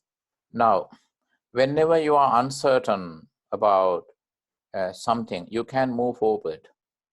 Now, in your day-to-day life, you are having second thoughts. Whenever you have second thoughts, meaning you are not sure about your decisions, and you feel like going back on your decisions. Now, it is because of this vicikicca or uncertainty. And then it is because of this tendency that we basically feel insecurity. This tendency gives us a deep sense of insecurity all the time. So let's say you make some friends, and at times you wonder why you made those friends. You wonder why a certain friend is too close to you. You wonder why a certain friend is helping you out. And when someone is too close to you, your mind, your psyche hits uncertainty. When all of a sudden someone walks away from you, like distances themselves, and then you might think why, because all these why questions denote say that we are uncertain about anything. But this is called an overall tendency. This is more like a background tendency. But of course, the actual background tendency is the last one, the obsession of ignorance, avijja. And then, so yes, so that we are uncertain.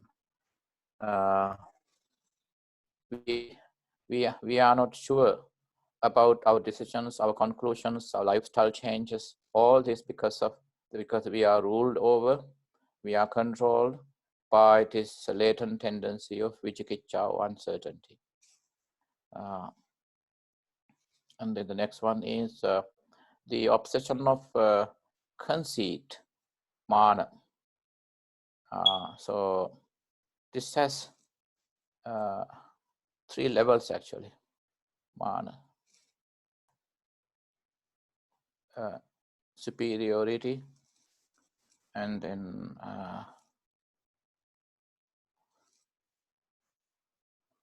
sense of comparison,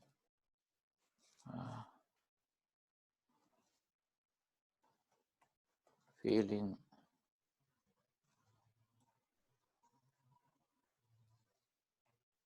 equal, same, or inferiority. These are the 3 levels of mana. Mana literally means mana literally means to measure. Mana means to measure. So this is superiority. The first one is Seiya mana. Second one is Sadisa.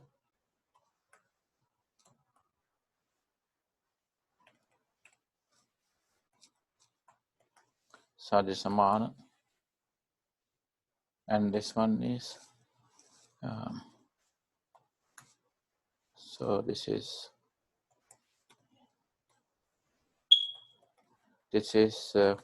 Hinamana. Now, in modern psychology, we often come across two types of mana or measuring others. That is superiority and inferiority. They are considered complexes. It's a complex. So superiority is a complex. In Buddhism, this is the third one too. This middle, this how to say, this intermediate complex. To the extent that we call these are complexes, these 7 tendencies, these latent tendencies are also complexes. You could call them 7 complexes because they are like permanent. They are like permanent. How to say? Looks like they are permanently ruling our psyche or our psyche. Now mana is 3, but this is conceit, and then because of conceit, you tend to consider yourself superior to others, or if you are closer to someone who is higher in education, in knowledge, in wealth, in social esteem, etc., and then you try to, and then if you feel that if you are a few degrees less, then you may try to equal yourself, to find yourself as similar to those who are superior to you. And this is called an intermediate complex, sadhisa, that you feel equal to superior people, you feel same as they are. And then so somehow you don't come across this in modern psychology. And then third one is inferiority, hinamana. Now I think I did discuss this in our previous coursework. Somehow I remember when I asked you a question, given the negative impact these 3 types, these 3 levels of mana would have on our life, which one is most disastrous?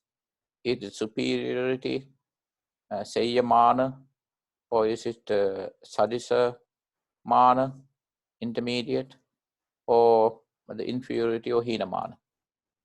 Which one do you think is most effective, most negatively effective of would affect our well-being, our behavior? To me, it is Hinamana, because if you feel superior to others and there's much interaction with others, because you always distance yourself from others, even though it may have a negative impact on your social life, as long as you don't feel like associating with someone so that you feel superior to others, and it's not harmful to you. So superiority mana, Sayya mana is the least harmful. When it comes to the second level, Sadisa mana, this intermediate complex, so that you get tired because you need to constantly struggle with yourself to convince yourself that you are same as whomsoever you are now comparing yourself with. And then for sure, they are higher in education, higher in knowledge, higher in wealth, higher in appearance, higher in social esteem, etc., etc. And so you want to convince yourself that you are no different, you are equal to them, you are same as they are. So this is a sense of, actually this is a sense of comparison. This is a complex of comparison. You could call that a complex of comparison. And then you get tired at that point. Of the superiority complex, you don't get tired that much, actually, because you have much less experience, much less interaction, so that it doesn't bother you. Where this really bothers you, the second one, because you get tired of comparing yourself with others. Where the third one is the most harmful. When it comes to the third one, inferiority, in a manner, because of inferiority, you tend to run away. You tend to downgrade yourself.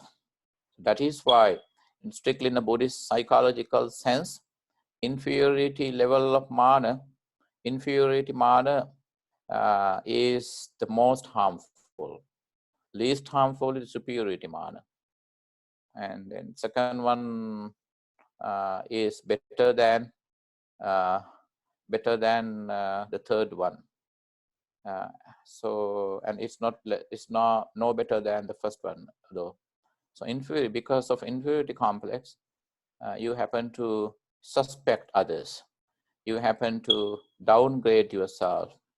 It is a characteristic of those who suffer from inferiority mana or hina mana, that in their effort to belittle others, downgrade others, at the first place, they first belittle themselves. They downgrade themselves. They despise themselves. So that is why inferiority or the hina mana is most harmful. So that's the what is that? That's number 5. And number 6 is the obsession of passion for becoming or re-becoming, bhava raga. Again, now, any questions? No, right? Okay. Now, let me pay attention to some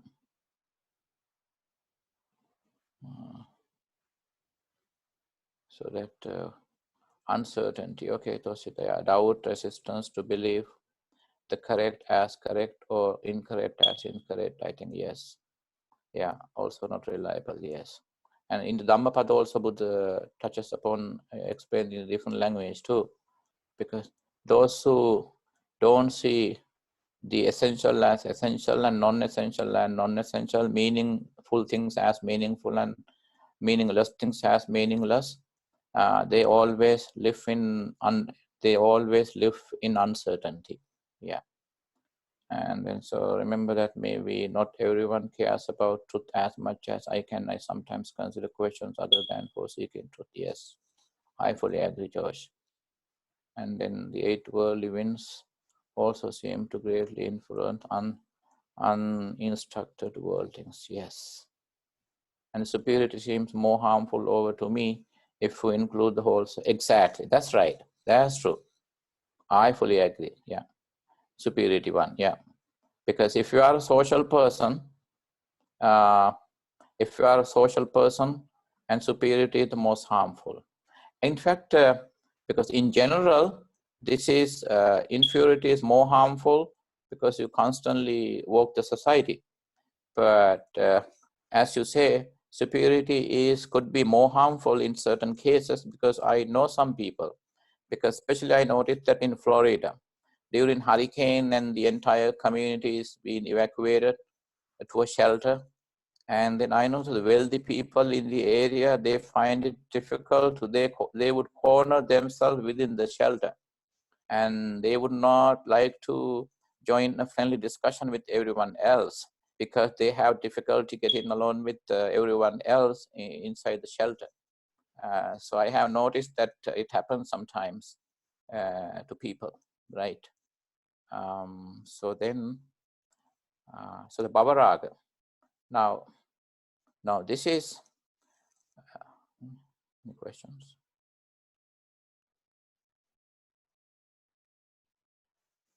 Yes, depending on action or inaction, yes. So the obsession of passion for becoming or re-becoming Baba Raga. Now again, this tendency seems to be the trickiest. Now remember, we have been talking about desire for existence and desire for non-existence, like Bhava Tanha and Vibhava Tanha. Now we have Bhava Tanha and Vibhava Tanha because it's constantly energized, constantly nurtured by this latent tendency of re-becoming. Now, this is a deeply rooted obsession of passion for re-becoming in a way that we want to be again. Now, it is because of Bhava Raga, and you can very easily notice if you are affected, if your behavior is affected by Bhava Raga, when you say that that you have never been happy with the job that you have been for, that you have been doing for the last 25 years. And if you say you never wanted to marry someone, but anyway, you have been with that person for a long time. And at the same time, you would say that, okay, if possible, in the future, you will change your lifestyle. And if you can reverse your life, and you will do that, given the moment, given the chance, I would completely revise my life. And then because of this latent tendency of Bhava Raga, you always express your dissatisfaction, your disappointment, your sense of failure, your sense of unfulfillment, sense of denial. It's because of this one, because deep in our psyche, because of this obsession, because we are obsessed with existing in a certain way, and then we get disappointed because we don't happen to exist the way we always want to be. We hardly happen what we want to be. We hardly become what we want to become. That's because of this latent tendency of Bhava Raga. And the last and seventh one is avijja, ignorance. Now, this is the seventh one is the background tendency. Now, this feeds, this nurtures, or the rest of the six tendencies. Remember, we talked about the dark room analogy yesterday. Like now, when the room is dark, and then you have difficulty locating stuff inside the room because it's absence of light. So that so this is more like a dark. This is also the dark tendency. This is the overall. This obsession, this latent tendency, constantly nurture the rest, the first six, and it constantly runs through. Or activate, or so the how to say, exists with any of with any of these first six tendencies, avijja. So any questions about this?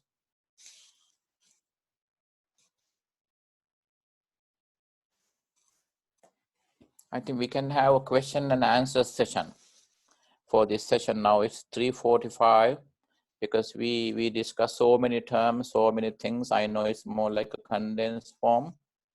So I would like to have dedicate the next 45 minutes for a discussion, dialogue.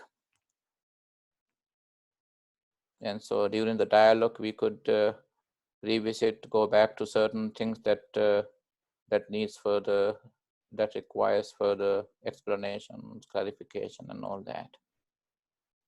You can ask me any questions. You can have a Q&A session today. So this is going back before lunch. There was a part where you said the world does not exist, but it is subject to change. The world does not, yeah, exactly. The world does not exist, but changes all the time. Now, that is how enlightened people see that. But to me,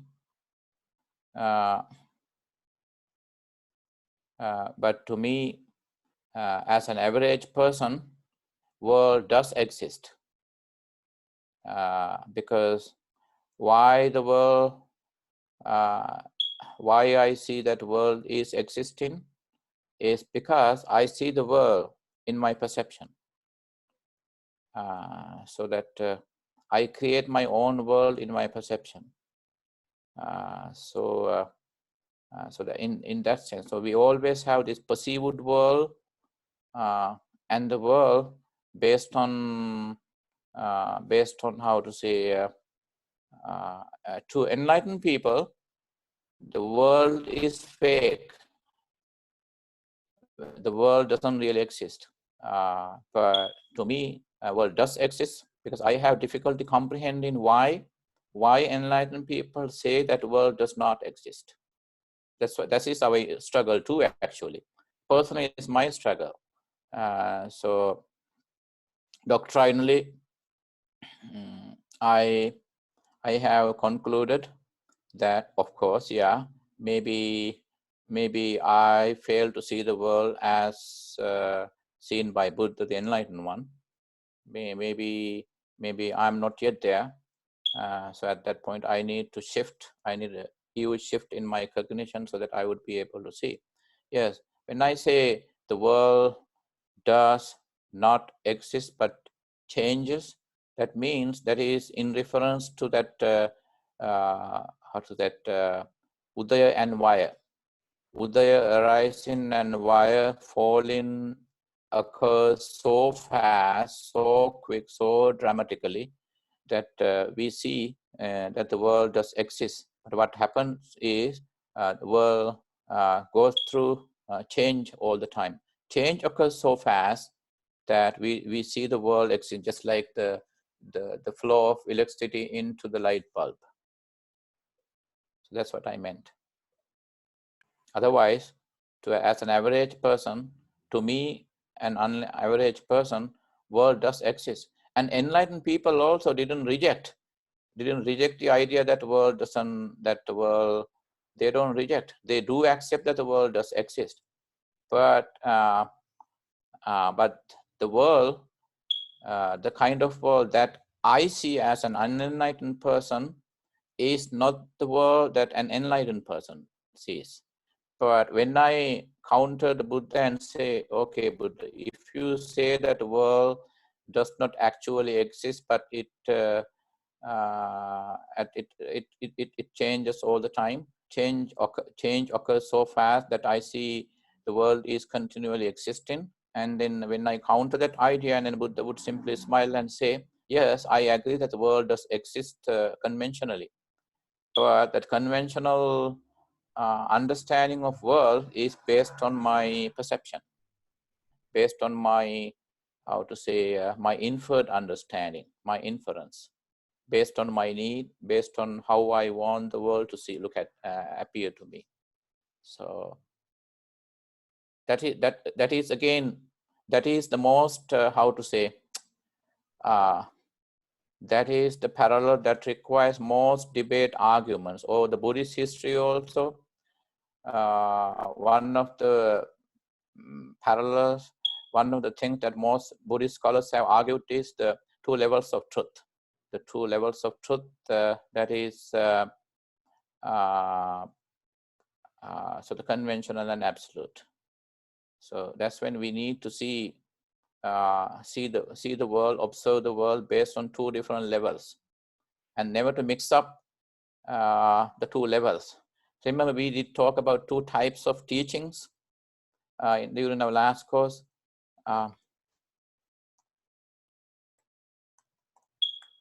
Neyat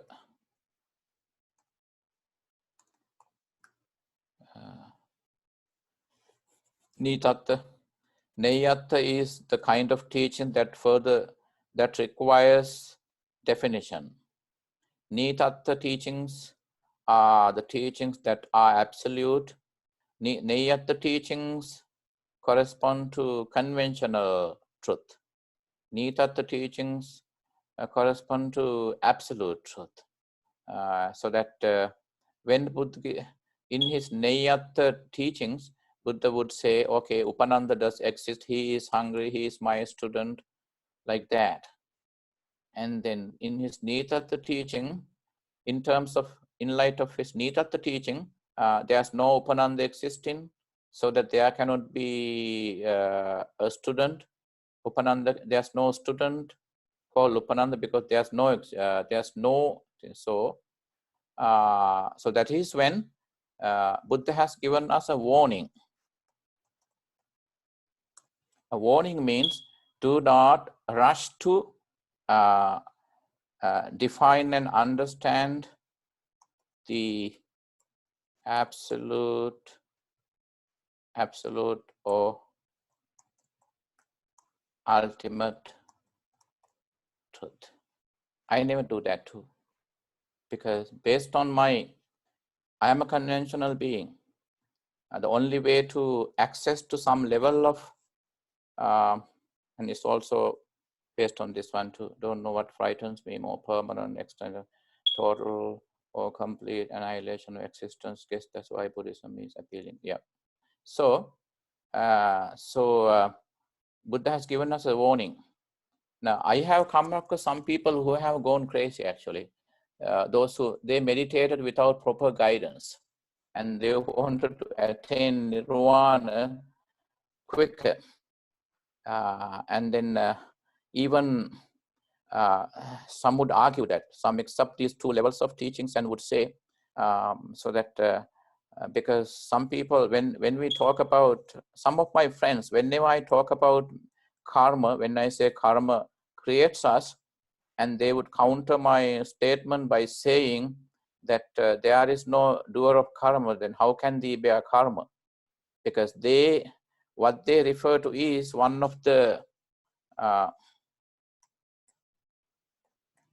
Nitatta teachings that Buddha has given. Because Buddha has explained truth on two different levels. And he has even also given a warning sign. Don't rush to understand the absolute truth or the teachings on the ultimate truth, because you wouldn't be able to do so because your mind is not advanced enough to see that. Right? So the only way to see that is first you meditate, you have a meditational approach to this truth, and you need constant definition, constant analysis of your thought patterns. So you have to look at the realities in terms of Udaya and why. Again, Udaya Abhaya, right? Udaya and why. Otherwise, you end up getting confused because you miss up the two levels of teachings. Right? Any questions? Any more questions? So. Not on that. Thank you. Okay. Anyone else having a question about this yesterday and today's sessions? Hey, Montes, Mike, I got a question. Okay. I just texted. I think we're going to go over karma at another time, you said, but why doesn't karma happen immediately or sooner? Why? I know the seeds have to be ripe for it, but why can it take lifetimes for it to occur? Why isn't it? Actually, because always, thank you. always a certain karma is producing results. Always a certain karma is producing results because there is constant because karma is bringing harvesting, or karma is producing results so constantly that it has its own timing actually, because some karmas are more powerful than the other ones, and then also it depends on the kind of type of karma. Always the first step of the first result of karma is that in case you have done a good karma, it gives you a sense of happiness. In case you have committed a bad karma, it gives a sense of guilt, a sense of wrongdoing. Now that is the first, that is the immediate step of karma. And then Buddha considered karma as one of the most complex areas of our consciousness, most difficult areas, karma. And he says, karma visayo achinthiyo. Karma visayo achinthiyo. Field of karma is beyond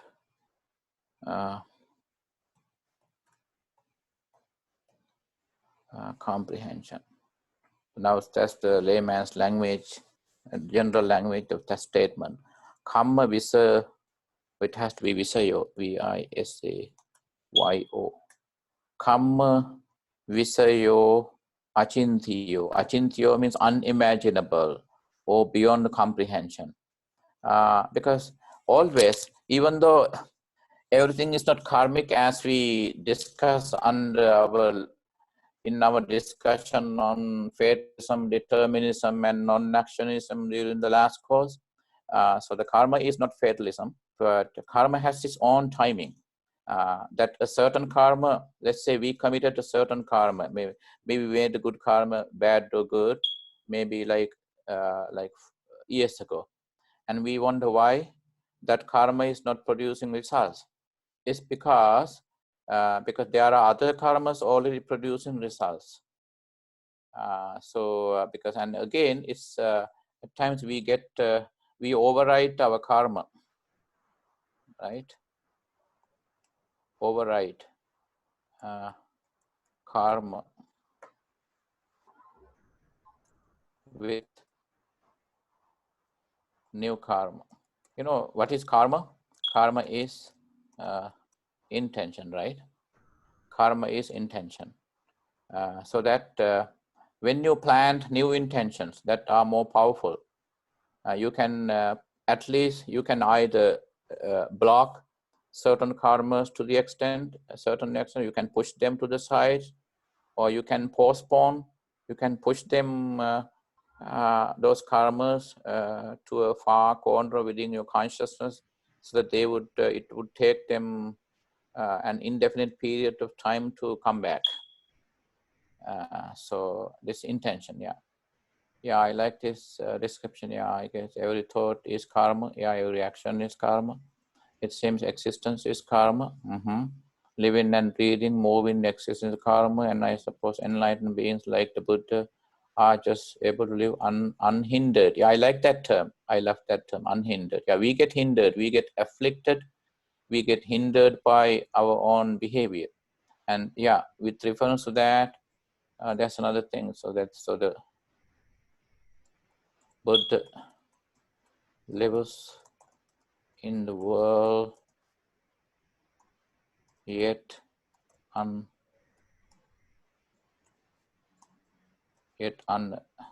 unaffected by the world. Yeah, Buddha lived in the world yet unaffected by the world, the same world. Whereas we do. Every time we get affected, we produce new karma. So that looking at this pen, I can create multiple karma actually.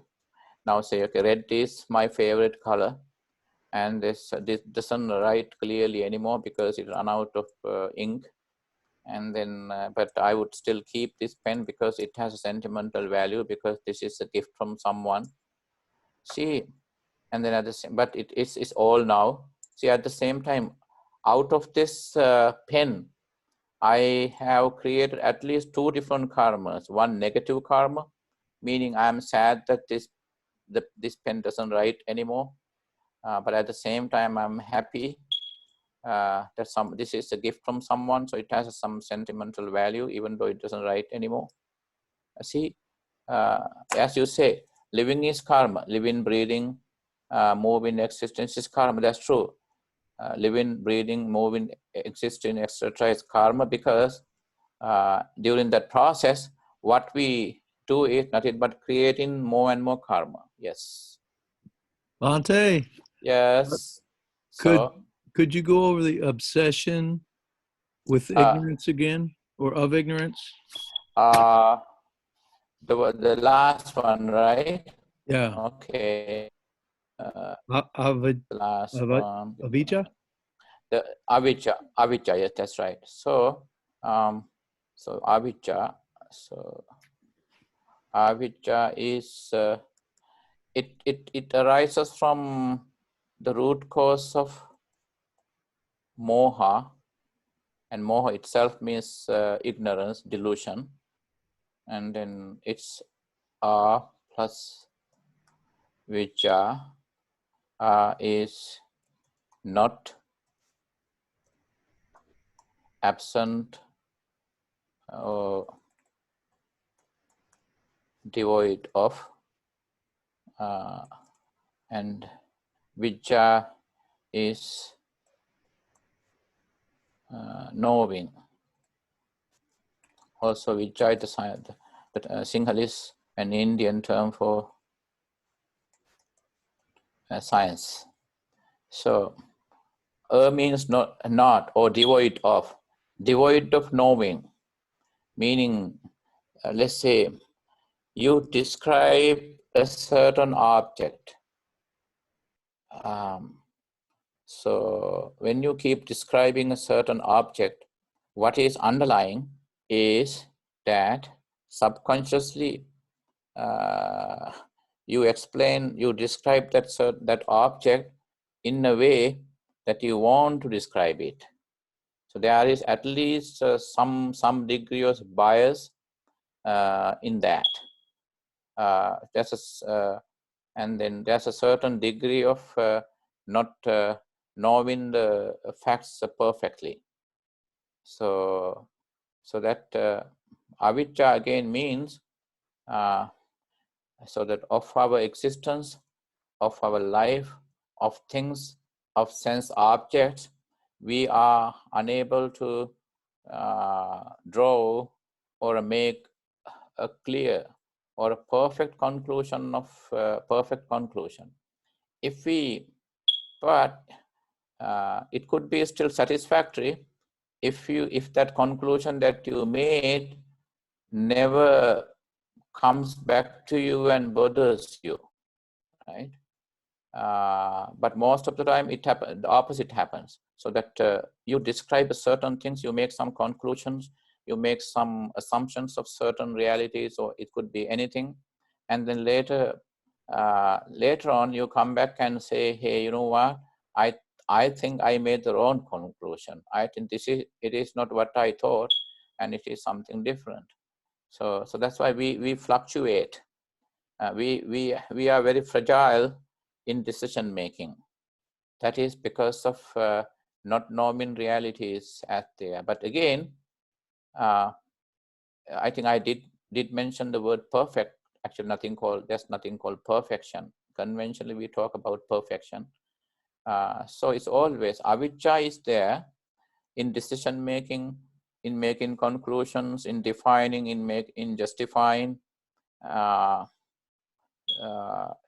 Our justification entails a certain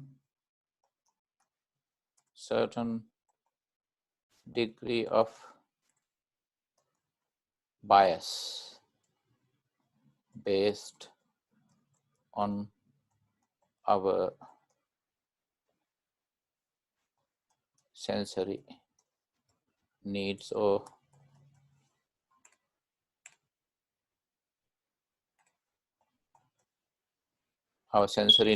urges. Now, this is where the problem is. That's how Buddha calls it avijja. Now, again, so the moment you are making a conclusion or making a definition, having a definition or making some justification, and then as long as at times you counter your own decisions.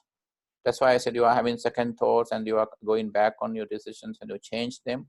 Or when you listen to someone else, that is why at that point, Buddha recommends what is called, the last time we talked about that,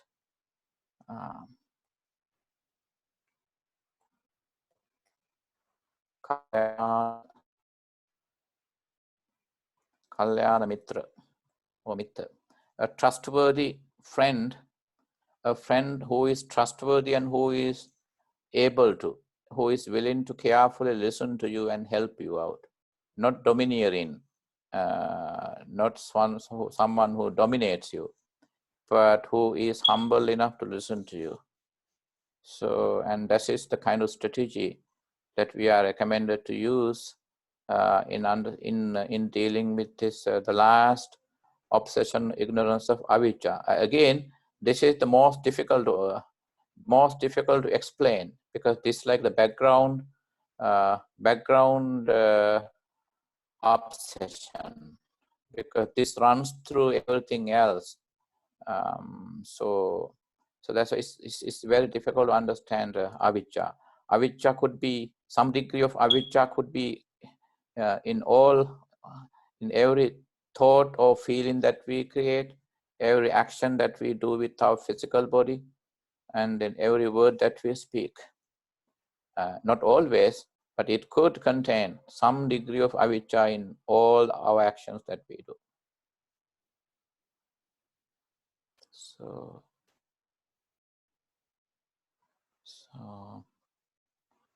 and then any other questions, my friends? SJ, she sent me, why doesn't karma? Mm-hmm. Why can it take many lifetimes for it to? He answered it. So I didn't hear that because. Never mind. He said he was answering. Yeah, he answered it. Oh, okay. Miss Mike.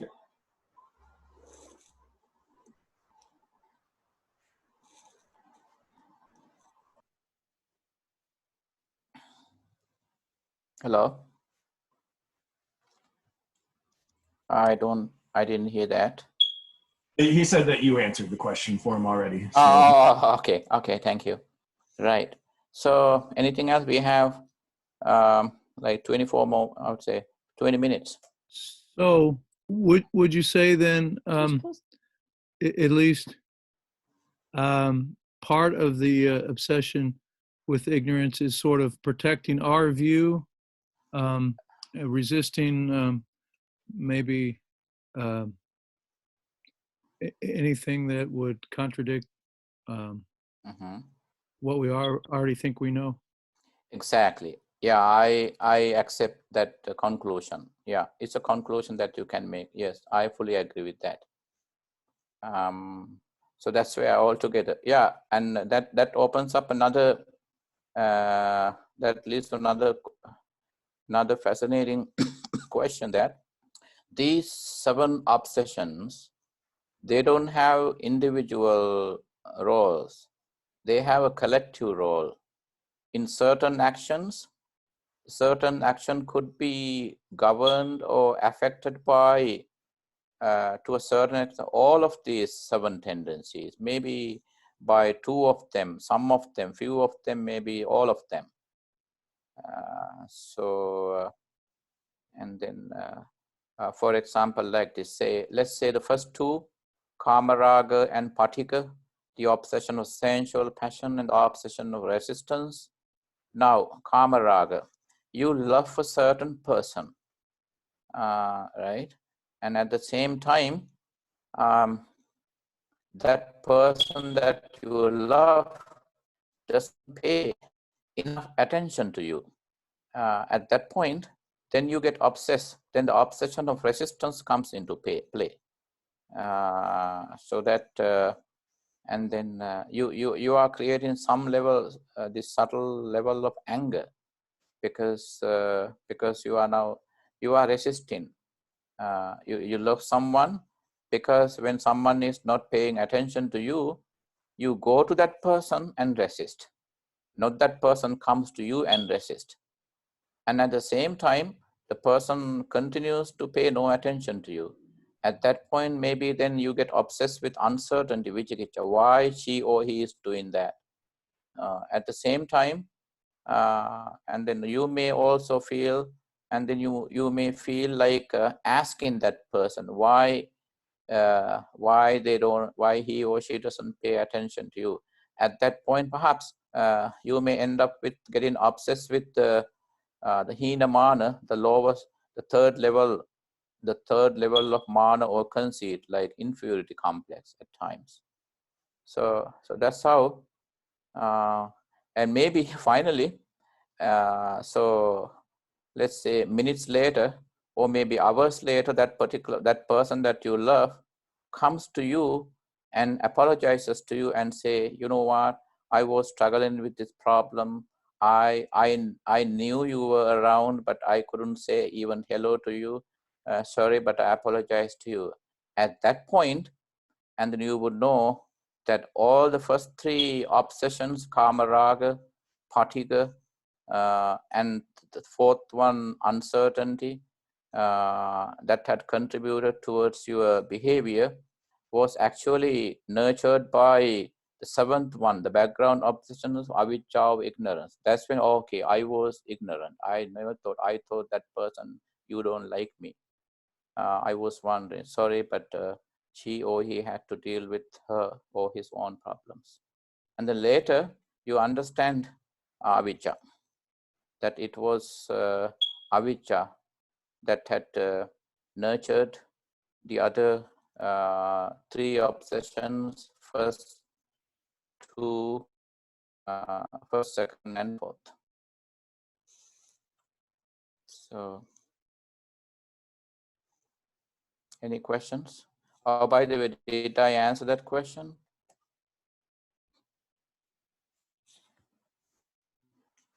In case not, I can further clarify that. So, what if, I'm just joking, what if I ask you to,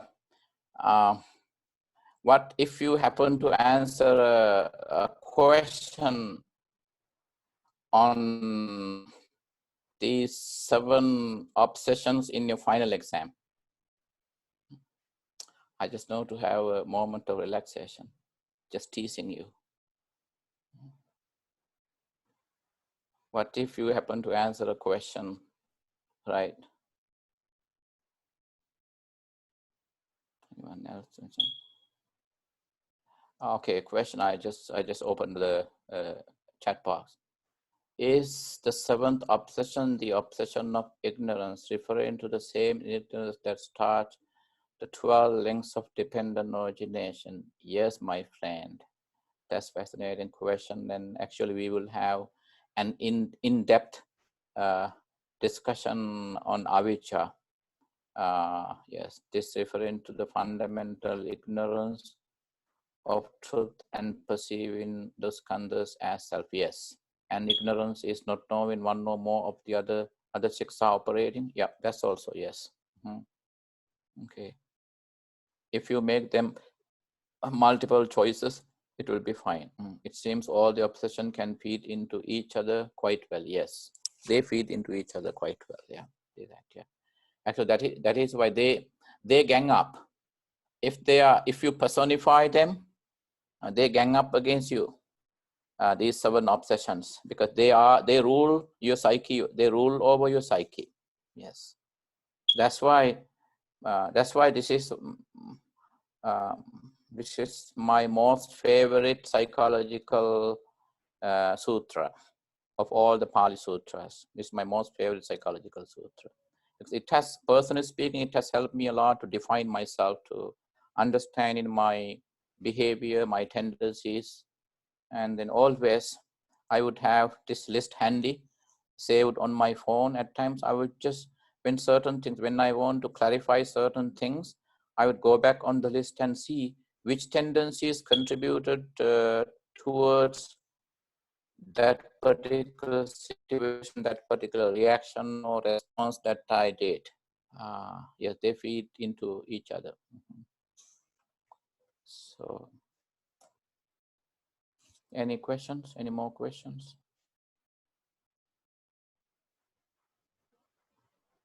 Now, I think it's okay, even though we are being recorded. Now, I have another question to ask that is not pertaining to this session. Now, are you studying for the final exam final exam of historical background of Buddhism? Yes.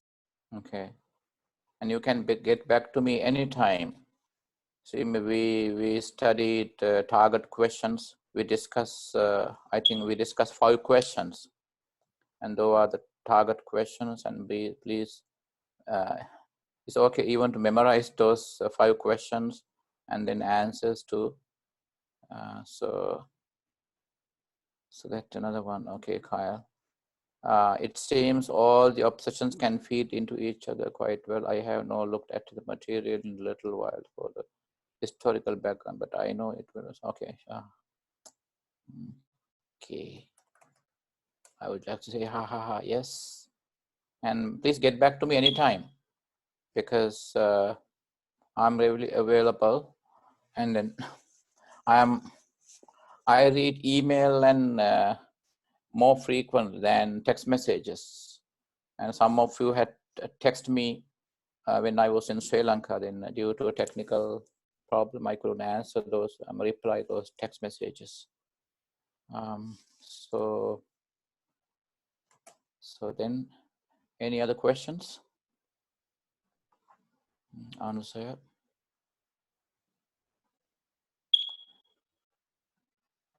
And thank you for that, making that correlation between avijja, the 7th obsession of avijja, and then the first factor of dependent origination, avijja. Then we also touched upon avijja yesterday when we said tanha janeti puriso, craving creates man. So tanha or trishna is the cause of suffering, cause of dukkha. But there's a more primary cause, that is avijja. But in active, in terms of functional self, so it is trishna, it is craving, or it is tanha that is more active than ignorance, because tanha is dependent upon avijja. But according to dependent origination, so can moha be translated as ignorance? Yes, tanha, yes. Moha is a root cause, and avijja also arises from the root cause of moha. So avijja is ignorance, and moha is also translated as ignorance. Yes. And then yes, avijja is the background. See here also, the 7th obsession, avijja is the background tendency. In the case of independent origination, and Buddha starts the description of the 12, the dependent origination, not with tanha, not with the second one, but with the first one, that is avijja. Avijja is primary to tanha. So because tanha is nurtured by avijja. Because of ignorance, you don't, and then you crave for things. Attachment is due to ignorance. And so that's why you keep running after things. So avijja is primary to tanha. But tanha is the first root cause of dukkha. But avijja is not the root cause. But avijja is the background to the root cause of tanha. So, any last questions from yesterday?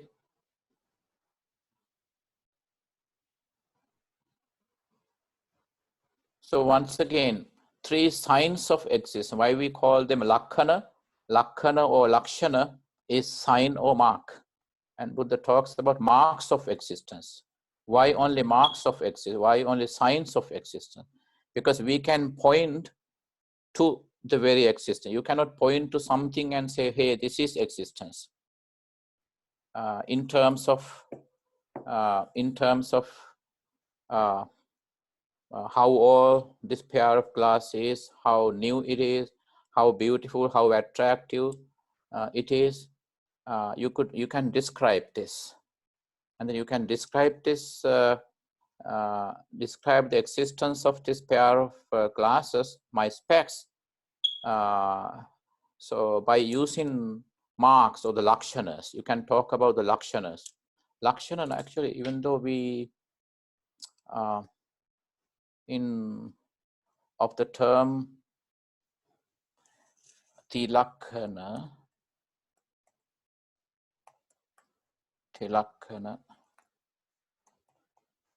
3 marks, signs of,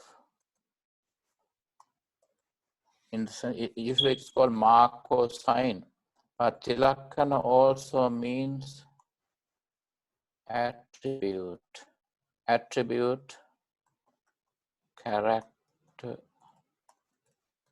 characteristic. So this was lakkana. Lakkana is Pali. Lakshana is Sanskrit.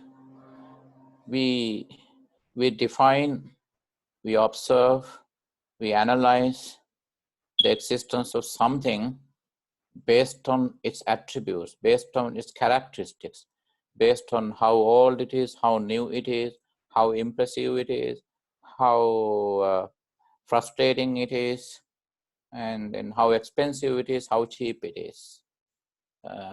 Especially based on this, when you define this pair of glass. This is expensive. I did it from London. My favorite color. See the way I'm explaining it. I'm impressed with that. And one day I will be sad because this is pretty new. In case I break this accidentally, then I would hate myself why I broke it. And at the same time, so that I would also put the blame on my ignorance that I was not mindful enough. That's why I broke it quite accidentally. But that could happen in the future. But right now it is perfect. It's pretty new, and I like it. So see the way I'm explaining, I'm describing, I'm analyzing, I'm articulating my understanding of the very existence, very being of this pair of specs. So without lakshanas, without using lakshana or lakhanas or characteristics or attributes or marks or signs, I can't explain. I wouldn't be able to explain the existence of these specs. So now that being said, so otherwise multiple times people ask me why 3 marks of existence, why signs of existence? The clear answer is that you can see existence itself. You can only see the existence of something based on its marks, signs, and then the 3 absolute signs. Now, I come across different lakshanas of this one. I would say I would have the artistic lakshanas, technological lakshanas, and what else, and then and so on and so forth. So the engineering lakshanas, designer lakshanas, and all that, different lakshanas. But these three and all those lakshanas are more like conventional marks that I'm talking about. Whereas Buddha explained, when Buddha is, if I look at this pair of glasses, pair of specs, in terms of these three lakkhanas or three marks of existence, like this, the impermanence, and then dukkha, anicca, dukkha, and anatta. Now, those are absolute. Those are absolute marks or signs of this pair of glasses. So that is why I'm looking at this pair of glasses in light of the conventional characteristics or lakshana that I'm talking about, the beauty of it, beauty of the glasses, and the designing of it, engineering of it, and then artfulness of it, and is the price wise, whether it's expensive or cheap, how expensive, how cheap, and all that. But I'm comfortable with explaining the existence of this pair of glasses with those in light of, by means of all these conventional lakshanas. Whereas I may feel uncomfortable, or maybe I would not be able to explain this pair of specs in a doctrinal, philosophical way, just like we do when we apply anicca, dukkha, and anatta into explaining, into an explanation or description of this pair of classes. So that being said, now we are coming to the end of this session, and peace. So I think I assume that we're going to have all the rest of the sessions except the final exams all on Zoom, I guess. Do you think so?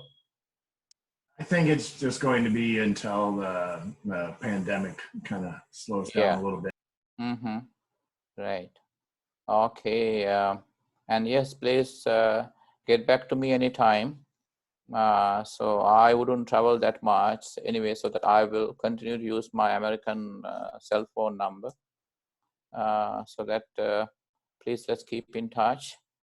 And some of you, I promise that to send you some literature that you asked. I couldn't do so, but in due course I will do so. And so that, yes, please study today and tomorrow, yesterday and today's material, and please simply read Walpula Rahula's book, What the Buddha Taught, just like you read a novel. And that is more than enough for this course on fundamental teachings of Buddhism. Okay. And from time to time, you are welcome to share reliable, peer-reviewed scholarly articles on fundamental teachings of Buddhism, and we can just locate multiple sources online, because some are like romantic explanations of the fundamental teachings of Buddhism. So that is why, in terms of application, you can use privately, personally, you can apply these teachings in a romantic way too. But as for the exam, we need to use a standard technical term. We need to provide standard answers to the questions. Okay, then thank you very much. Our time's up. I wish you like this. May you and your family members and friends you love never get affected by any of the uncertainty that the world is going through. And I pray for your protection, happiness, and good health. Thank you. Thank you, Bante. Thank you. See you next time.